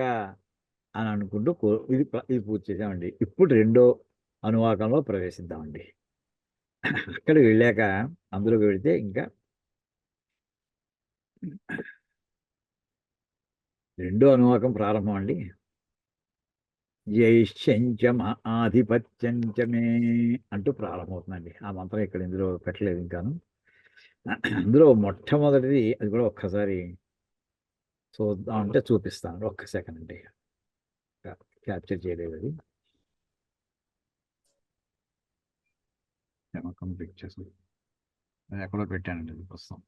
జైశ్చంచ ఆధిపత్యంచ మే మన్యుశ్చ మే భామశ్చ మేమశ్చ మేంభశ్చ మే జయమా చ మే మహిమా చ మే వరిమా చ మే ప్రతిమా చ మే వర్ష్మా చ మే ద్రాగుయా చ మే వృద్ధం చ మే వృద్ధిశ్చ మే సత్యం చ మే శ్రద్ధా చ మే జగచ్చ. ఇక్కడ వస్తాయండి ఇవి. కొంచెం ఆధీపించమే ఇది కాదు. ఈ జ్యేష్ఠ్యము అనేటటువంటి ఒక పదానికి ఇందులో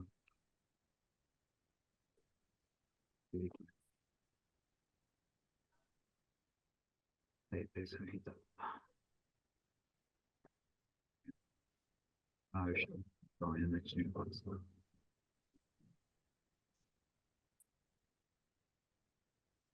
అది నెక్స్ట్ క్లాస్ పెడతారండి. ఇందులో ఈ చమక భాగంలో మనకు వచ్చేటటువంటి మంత్రాల్లో జ్యేష్ఠ్యము అనే మాటకి అంటే జ్యేష్ఠ్యము అంటే జ్యేష్ఠ అనే మాటకి పెద్దవాడు ఏమండి. జ్యేష్ఠ్యం అంటే పెద్దతనము అని అర్థం వస్తుందండి. ఈ జ్యేష్ఠ్యం అనే ఎవరో ఇది గీతలు వస్తున్నాయండి. ఒక్కసారి మళ్ళీ నేను స్క్రీన్ షేర్ షడ్డం చేసి రావాలి. మళ్ళీ అక్కడితే అప్పుడు వస్తుంది గీతలు. ఈ జ్యేష్ఠ్యం అనే దానికి ఎంత పెద్దవాడు అంటే నాకు అటువంటి పెద్దతనం కావాలి అని కోరుకుంటున్నాడండి. జ్యేష్ఠ్యంచమ ఆధిపత్యంచమే, నాకు ఆధిపత్యం కావాలి. ఇక్కడ పెట్టామండి. అగ్న విష్ణు అయిన తర్వాత వాజశ్చ ప్రసవశ్చ విష్ణు వాజశ్చ ఇక్కడ ఉందండి మంత్రం ఇది. గురుగారు జూమ్ చేయరా? ఇదమ్మా, ఇది రెండో అనువాకం ఈ మంత్రంతో ఉంటుందండి. జ్యేష్ఠ్యంచ ఆధిపత్యంచ మే మన్యుశ్చ మే భామశ్చ మేమశ్చ మేంభశ్చ మే జయమా చ మే మహిమా చ మే వరిమా చ మే ప్రతిమా చ మే వర్ష్మా చ మే ద్రాఘుయా చ మే వృద్ధం చ మే వృద్ధిశ్చ మే సత్యం చ మే శ్రద్ధా చ మే జగచ్చ మే ధనం చ మే వశశ్చ మే త్విషిశ్చ మే క్రీడా చ మే మోదశ్చ మే జాతం చ మే జనిష్యమాణం చ మే సూక్తం చ మే సుకృతం చ మే విత్తం చ మే వేద్యం చ మే భూతం చ మే భవిష్యచ్చ మే సుగం చ మే సుపథం చ మర్ధం చ మర్ధిశ్చ మే క్లుప్తం చ మే క్లుప్తిశ్చ మే మతిశ్చ మే సుమతిశ్చ మే. ఇందులో ఇన్ని పదాలు ఉన్నాయండి. ఇన్ని పదాల్లోనూ మనం జ్యేష్ఠ్యము అనే పదాన్ని గురించి కొంత చూద్దామండి. కొంత అవుతుంది ఇవాళ, పూర్తిగా అవ్వదు కానీ చూద్దాం. అసలు ఆ పెద్దతనం అనేది మామూలుగా వయస్సుతోటి పెద్దతనం. ఇందాక ఒక పద్యం నేను మీకు వినిపిస్తాను కూడా చెప్పానండి. ఏ, వృద్ధాప్యం వల్ల మనకు వచ్చేటటువంటి గౌరవం ఏమిటో చెప్తూ మనకి మహాభారతంలో అండి, ఇందులో స్క్రీన్ లేదు, అది మామూలుగా ఈ పద్యం మన పిల్లలందరి చేత కంఠస్థం చేయించామండి. మన మహాభారత మీకు అందరి దగ్గర ఈ పుస్తకాలు వచ్చే ఉండొచ్చు, లేకపోతే ఎవరైనా తీసుకోండి, అందరి వాళ్ళు ఎవరైనా ఉంటే రాయని పంపిస్తాను. ఇది మన తెలుగు మహాభారతంలో కొన్ని సెలెక్టెడ్ పోయమ్స్ కింద 108 పద్యాలు మహాభారతంలో నన్నయ్య తిక్కన ఎర్రాప్రగడ రాసినటువంటి దాంట్లో నుంచి తీసుకుని అందులో నుంచి సెలెక్ట్ చేసిన దాంట్లో 9వ పద్యం అండి ఇది. ఆ 9వ పద్యంలో మనం ఇక్కడ వినయము విస్తరిల్ల గురు వృద్ధ జనాతిథి విప్రదేవతార్చనలొనరింతు సత్యము శౌచమునేమరన్ ఈగి మన్ననంతనుపుదు భృత్య బంధుతతి తాల్మి వహింతున్ అసూయ చేయన్ ఎందును మది తృష్ణ సంపన్ పరదోష కథా విముఖుండనెప్పుడున్. ధర్మవ్యాధుడు ఆ కౌశికుడితో చెప్తున్నటువంటి మాటల్లో ఈ వృద్ధాప్యాన్ని వల్ల వచ్చిన లాభం చెప్తున్నాడండి. అది అందుకోసం ఆ పదం అందులో 9వ పద్యం, మన ఈ పుస్తకంలో 9వ పద్యం అండి. వినయము విస్తరిల్ల, ఒబీడియన్స్ మొట్టమొదటి నేర్చుకోవాల్సిన ఏంటంటే ఒబీడియన్స్ చిన్నపిల్లలకు నేర్పాలండి. మనం చేసిన గారాబం వల్ల పాడైపోతున్నారేమో కూడా ఒకసారి అందరూ ఆలోచించుకోవాలి.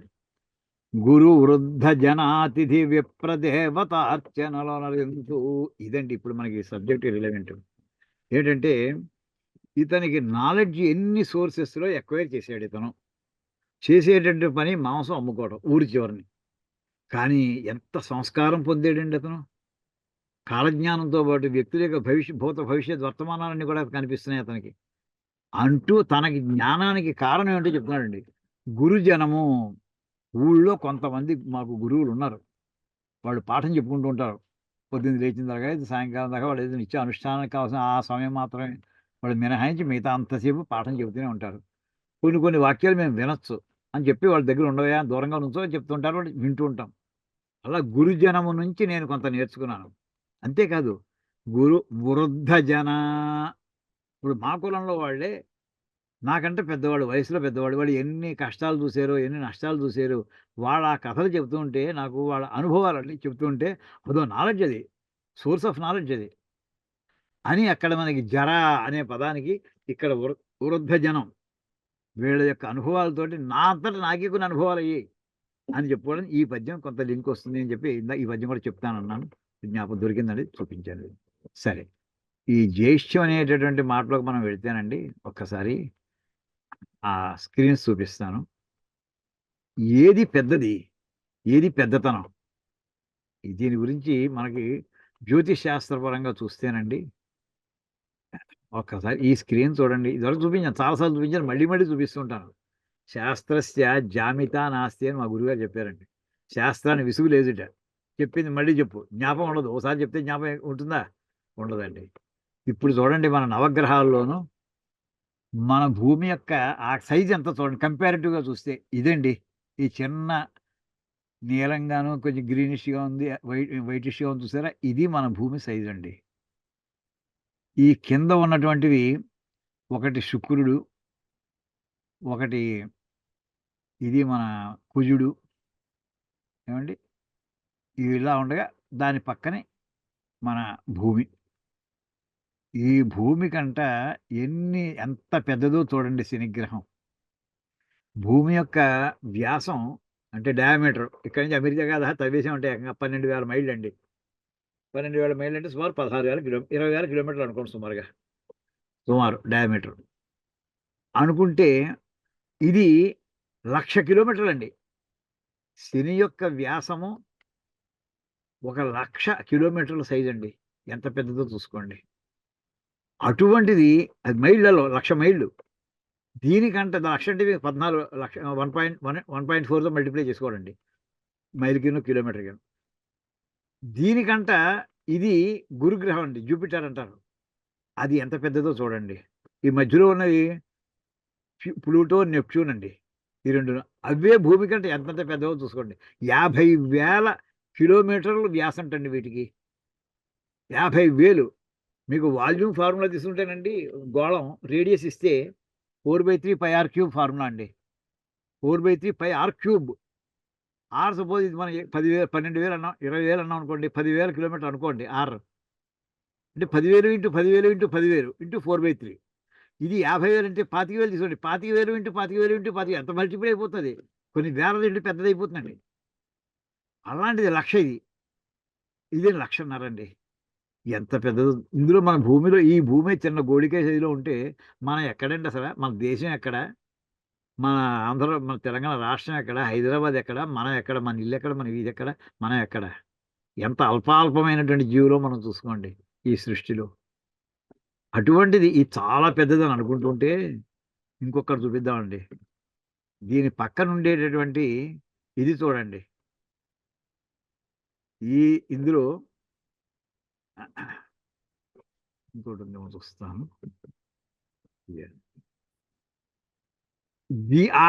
ఇందాక మనం చూపిస్తున్నటువంటి ఈ గురువుకి ఇది 1,50,000 అని చెప్పానండి. మన సూర్యుడు, మనం రోజు పొద్దున్నే లేచి సాయంకాలం ఆయనతో ఉండేటటువంటి సూర్యుడు ఎవరైతే ఉన్నారో ఆయన వ్యాసం 13 లక్షల కిలోమీటర్లు అండి. ఇది 1,50,000. అది 13 లక్షల కిలోమీటర్లు అండి మన సూర్య భగవానుడిది. అంటేట ఈ భూములు ఎన్ని పడతాయని లెక్కేస్తే 13 లక్షల భూముల్ని మన సూర్యమండలం లోపల వేసేయచ్చుటండి. అంటే పెద్ద, దీనికి ఉదాహరణ ఏమైనా చెప్పానండి దొరకవు. ఒక పెద్ద గంగాళంలో హోమియోపతి మాత్రం చిన్న చిన్న పిల్స్ వేసేసామనుకోండి, ఎన్ని పడతాయంటే ఎన్నైనా పడతాయి. అలాగా హోమియోపతి పిల్స్ చాలా చిన్నగా ఉంటాయి, గంగాళం పెద్దది ఉంటుంది. గంగాళం గుండ్రంగా ఉన్న గంగాళం అనుకోండి కాసేపు, అది సూర్యగోళం అనుకుంటే 13 లక్షల భూములు పడతాయటండి మన సూర్యుడిలోను. ఎవరండి జ్యేష్ఠుడు ఇక్కడ? మనకంట పెద్ద, మనకంట అనుమానం లేకుండా భూమి పెద్దది. భూమి కంటే నెప్ట్యూన్, ప్లూటోలు పెద్దవి. దానికంటే పెద్దది శని. దానికంటే లక్షల రెట్లు పెరిగిపోతుందండి ఇది. ఇది గురుడు. ఈ గురుడు దాటిన తర్వాత ఉన్నటువంటి సూర్య భగవానుడు పక్కన పెట్టినటువంటి నక్షత్రాల దగ్గర వెళ్తే ఇలా ఉంటారండి వీళ్ళు. సన్ ఇక్కడ అంతా పక్కనే పోలక్స్ అని, సైరస్ అని, ఆర్చర్స్ అని, ఇవన్నీ ఇలా నక్షత్రాలను చూస్తే ఈ సైజులో ఉంటారండి. మన సూర్యుడు ఇంత ఉంటాడండి. ఈ ఆర్చర్స్ అనేటటువంటి, ఇది స్వాతి నక్షత్రం. ఆర్చర్స్ అంటే స్వాతి నక్షత్రం ఎంత పెద్దదో చూసుకోండి. ఏమండి, ఇంత పెద్దది అనుకుంటే అంటే కోట్ల రెట్లు ఇంత ఆర్చరస్ కూడా. ఏమండి, ఇంత స్వాతి నక్షత్రం కూడా ఇది ఇక్కడ ఈ మన సూర్యుడు ఇక్కడ ఎక్కడ ఉన్నా వెతుకుందాం, ఆగండి. మీకు కనిపిస్తుందో కనిపించట్లేదు, బాణం మార్కు పెట్టి చిన్న చుక్క ఉండి కనిపించినట్టుగా ఉన్నది మన సూర్యుడు అండి. వీటితో పోలుస్తుంటేను దీన్ని ఎలా మ్యాగ్నిఫై చేయొచ్చో నాకు తెలియటం లేదు. అవుతుందా? కనపడుతోంది. యారో మార్క్ పక్కన కనిపించకుండా ఉంది. అది మన సూర్యుడమ్మా.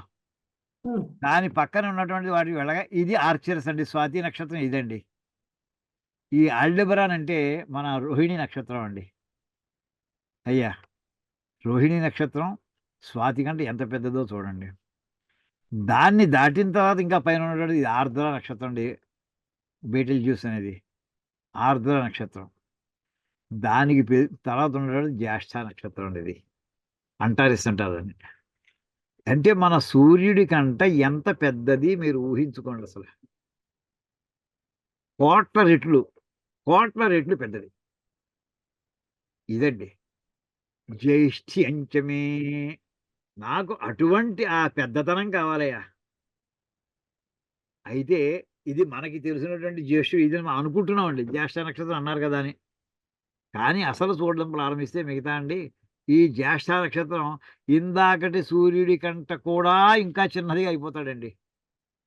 ఇంకా చిన్నది, ఇంతకంటే ఇంకా పెద్ద పెద్ద ఎన్నో ఉన్నాయి. ఒక్కసారి మన జ్యోతిర్మండలాలు చూడాలండి. అవి చూస్తుంటే ఆశ్చర్యం వేస్తుంది అసలు. అంటే విశ్వరూప దర్శనం అంటే ఆవేళ అర్జునుడు చూశాడు, ఇవాళ మనం కూడా చూడగలుగుతున్నాం అండి. పిక్చర్ రూపంలో చూస్తున్నాం, ఆయన సాక్షాత్తు ఎదురుగుండా చూశాడు ఆయన. భయం ఎదుటండి ఎవరికైనాను. నక్షత్ర మండలాలు ఎదుర్కొంటే అంతలా ఉంటే వేడి తాపం మీదకి దూకేసి మీదకి వచ్చేస్తున్నట్టుంటే కృష్ణ భగవాన్ ఆయన అర్జునుడు ఎంత ధైర్యవంతుడు అంత తట్టుకున్నాడు పాపం. అయ్యో తట్టుకోలేనంటూ తట్టుకున్నాడు. మనమైతే అక్కడికే ప్రాణం వదిలేస్తాం అది చూసేప్పటికి. అటువంటి ఈ జ్యేష్ఠ్యము అంటే జ్యేష్ఠత్వము నాకు ప్రసాదించవయ్యా నువ్వు. అయితే సరదాగా ఈ సందర్భంలో ఇంకా మనకి ఉన్నటువంటి కొన్ని పిక్చర్స్ కూడా చూపిద్దాం అనిపించిందండి. ఇవాళ ఆ టాపిక్ మీదే కొన్ని డేటా కలెక్ట్ చేశాను. అదొక్కసారి చూద్దామండి.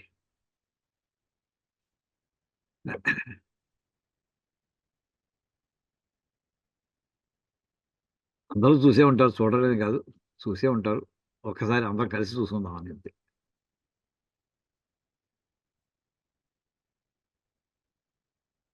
ఇవి చూడండి అమ్మా.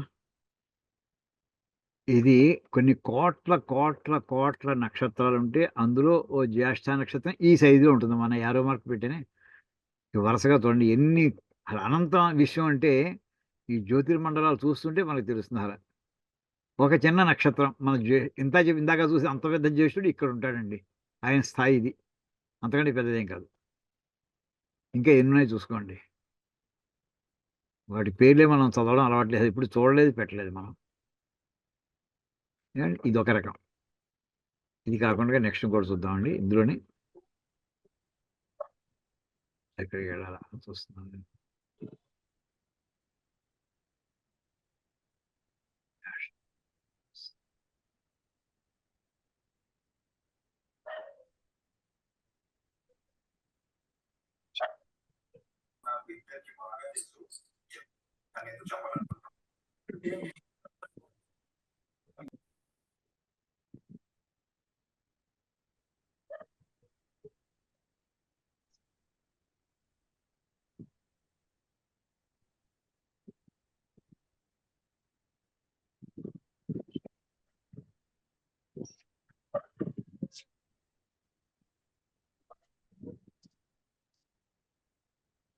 Largest star group outside the Milky Way అని అంటూ చూపిస్తున్నాడండి. అది ఓపెన్ అవ్వాలని కోరుకోదు.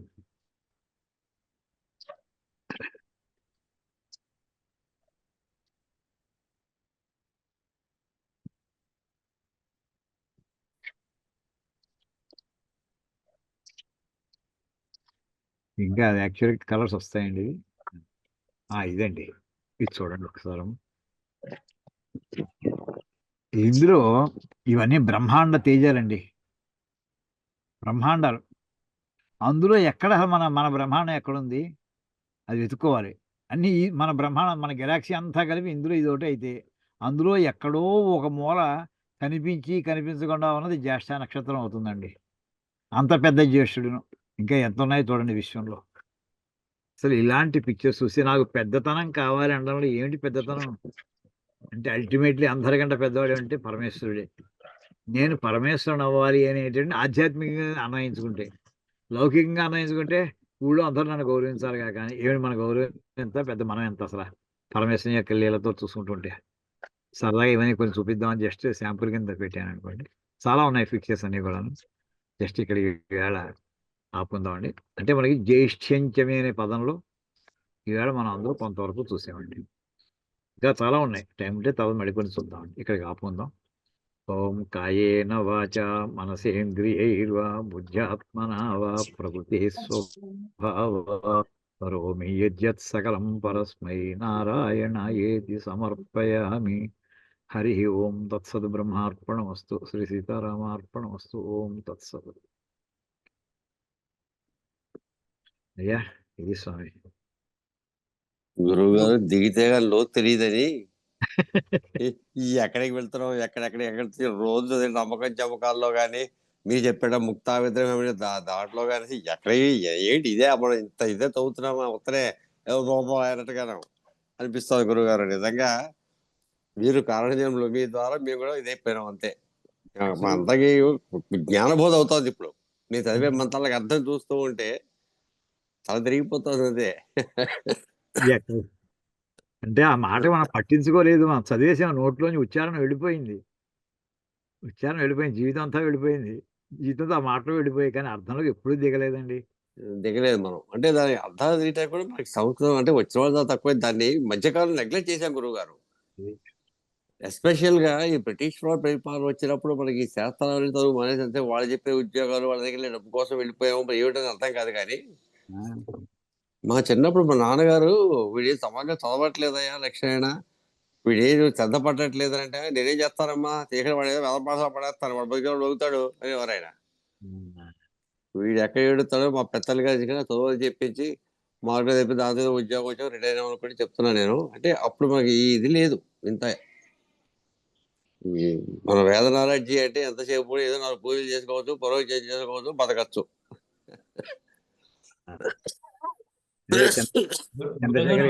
గురుగారు డీప్ లెర్నింగ్ మీద భర్తృకి రాసిన పుస్తకం పేరు ఏంటండి? చూసారండి?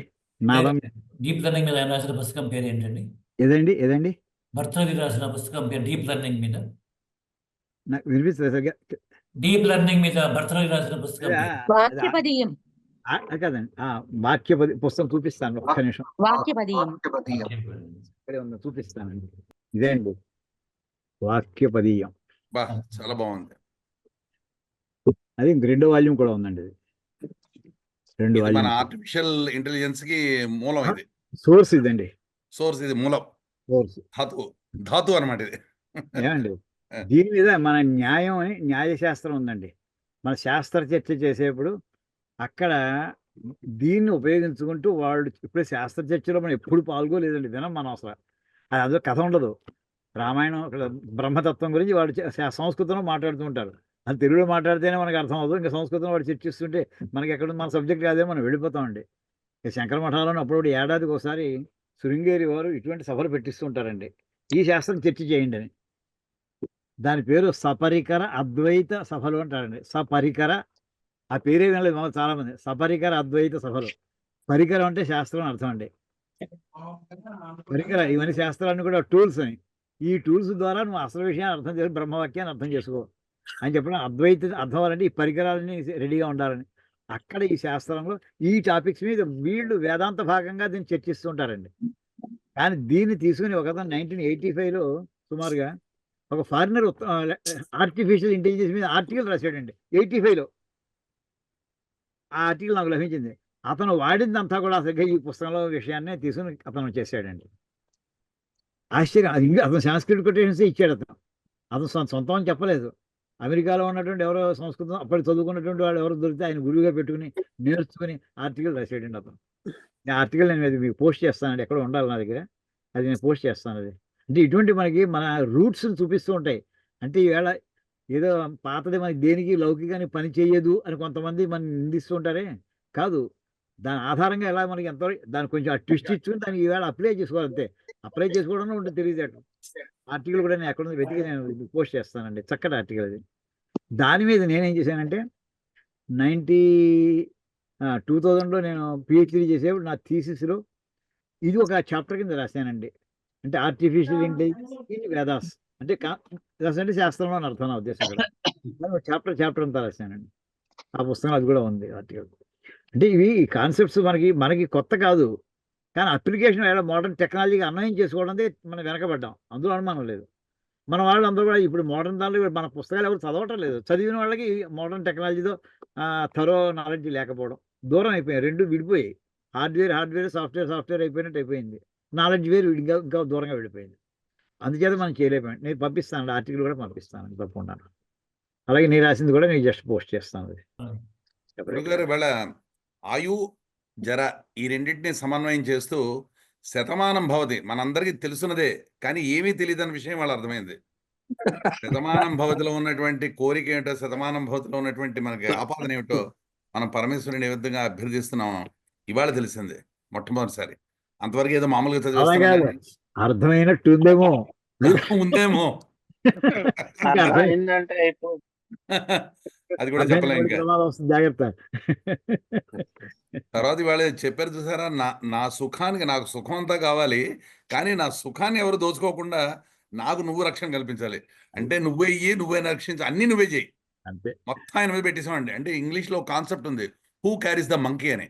ఆ, అంటే మనకి ఏదైనా ప్రాబ్లం వచ్చినప్పుడు ఏం చేస్తుంటే మనం అవతల వాడి మీద తోసేస్తూ ఉంటాం అనమాట. అవును. వాడికి ఇచ్చేస్తే మన మీద ఉన్నటువంటి మంకీని అవతల వాడి పెట్టేస్తే మేనేజ్మెంట్ లో వాడు చచ్చేటట్టుగా దాన్ని చూసుకుంటుంటాడు. మన శివుడికి అదే చేస్తున్నాం ఇప్పుడు. మనకు వచ్చినటువంటి కష్టాలన్నింటి ఆయన మీద పడేసి నువ్వే నాకు అన్ని ఇయ్యి, నువ్వే నన్ను రక్షించు అని చెప్పేసి we're throwing the monkey on him. ఆయన సమర్థుడు కనుక దక్ష కనుక ఆయన ఏం చేయగలడు? దక్ష కాబట్టి ఆ, అలాగే. మీరు ఈ జైష్ట్యం మొదలెట్టారు. మీరు మొదలెట్టినప్పుడే నేను అనుకున్నాను జైష్ట్యం అనేటువంటి మొదలెట్టి ఇప్పుడు నక్షత్రాలు వాటి తాలూకా అది సైజులు, సూర్య ప్రమాణాలు ఇవన్నీ ముందరికి వెళ్ళిపోతారు. లాస్ట్ టైం నమో జ్యేష్ఠ ఇది నమ్మకంలో చెప్పాను. చెప్పారు. వేరే. చాలా కాలం అయిపోయింది, మళ్ళీ జ్ఞాపకం చేసుకుందాం మళ్ళీ ఇంకోసారి. ఇప్పుడు ప్రస్తుతానికి మనకి హబుల్ టెలిస్కోప్ వరకే మనకి లేటెస్ట్ టెలిస్కోప్. ఇంకో కొత్తది వీళ్ళు పెట్టేస్తున్నారండి. James next పంపించేస్తున్నారు. ఆ జేమ్స్ కూడా దాటి ఇంకోటి చేస్తున్నారండి. గేమ్స్ దాటేసి హబుల్ వచ్చింది. హబుల్ దాటేసి ఇంకోటి మూడోది వస్తుందండి. నెక్స్ట్ ఇయర్ లాంచ్ చేస్తున్నారు 20. హబుల్ మొట్టమొదటి వచ్చింది. హబుల్ తర్వాత జేమ్స్. హబుల్ తర్వాత జేమ్స్. హబుల్, జేమ్స్ ఇప్పుడు కొత్తది ఇంకోటి వచ్చేస్తుంది. మూడోది వాళ్ళు లాంచ్ చేసేస్తున్నారు. అది వస్తే ఇంకా లోపల విశ్వంలోకి వెళ్ళిపోతామండి మనం. కానీ ఆ సైజులు చూస్తుంటే మీరు అన్నట్టు హైదరాబాద్ లో మళ్ళీ మారుతి నగర్ లో మనిల్లు ఎక్కడ కనబడండి. సూర్యుడే కనిపించట్లేదు, మనం ఎక్కడ కనిపిస్తాం? సూర్యుడే కనిపించట్లేదు బొమ్మలో, ఆయనే అంతర్ధానం అయిపోయాడు బాబు. అవధాని గారు చెప్పోయా. మనకి ఇందులో జరాచమే అని వచ్చింది చూసారా?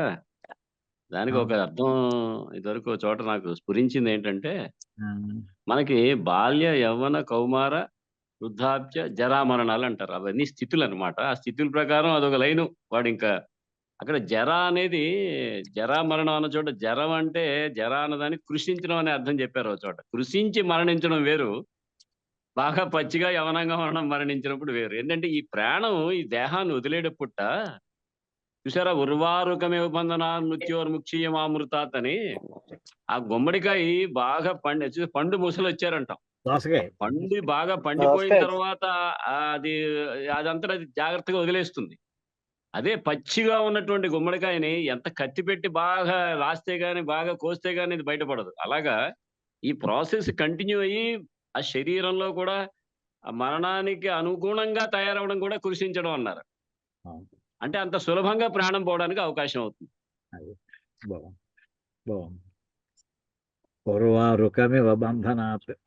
అది అక్కడ ఆ జర అయిన తర్వాత బాగా మొగ్గడం అనేటువంటి ఆ కృషించి అది ఆ దేహాన్ని వదిలిపెట్టడం అనమాట. అక్కడ ప్రాణానికి ఏ విధమైనటువంటి బాధ లేకుండా, లేకపోతే 1000 తేళ్లు కుట్టినట్టు ఉంటుందిట వాడు యవ్వనంలో కనుక పోతే. పాపం. ఇవాళ ఒక మెత్తటి చొరకోట అంటించారండి. వ్యాఘ్రీవతిష్టతి జరా పరితర్జయంతి అనే పద్యం చెప్తూ అందరికీ చిన్న చొరకోట అంటించారండి. అది కావాల్సిందే మాకు. వ్యాఘ్రీవతిష్టతి జరా పరితర్జయంతి రోగాస్య శత్రవ ఇవ ప్రహరంతి దేహం అని చెప్పేసి నిజాన్ని నిర్మోహమాటంగా చెప్పారు. చెప్పాడండి, చెప్పారు. అది మాకు చెప్పారు, మాకు మీరు అందించారు. కానీ లోకస్తదా విహిత వ్యాపిత మాచర తీతి చిత్రం అని అది మనందరికీ కనువిప్పు.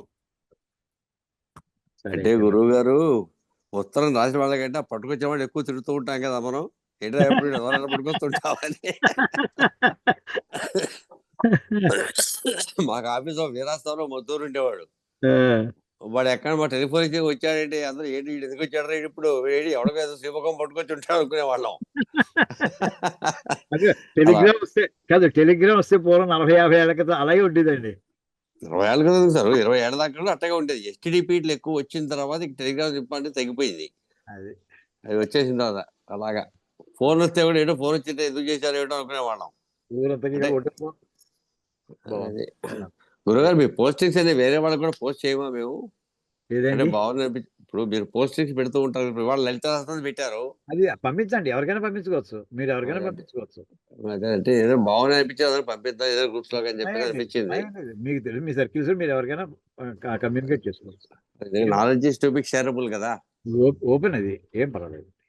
అంటే మేడం గారు లైన్ లో ఉండుంటారు కదా, వాడికి కూడా మాట చెప్దామన్న ఉద్దేశంగా నేను సరే చెప్పాను. మరి సరే ఉంటాను, మరి అందరికి ధన్యవాదాలు.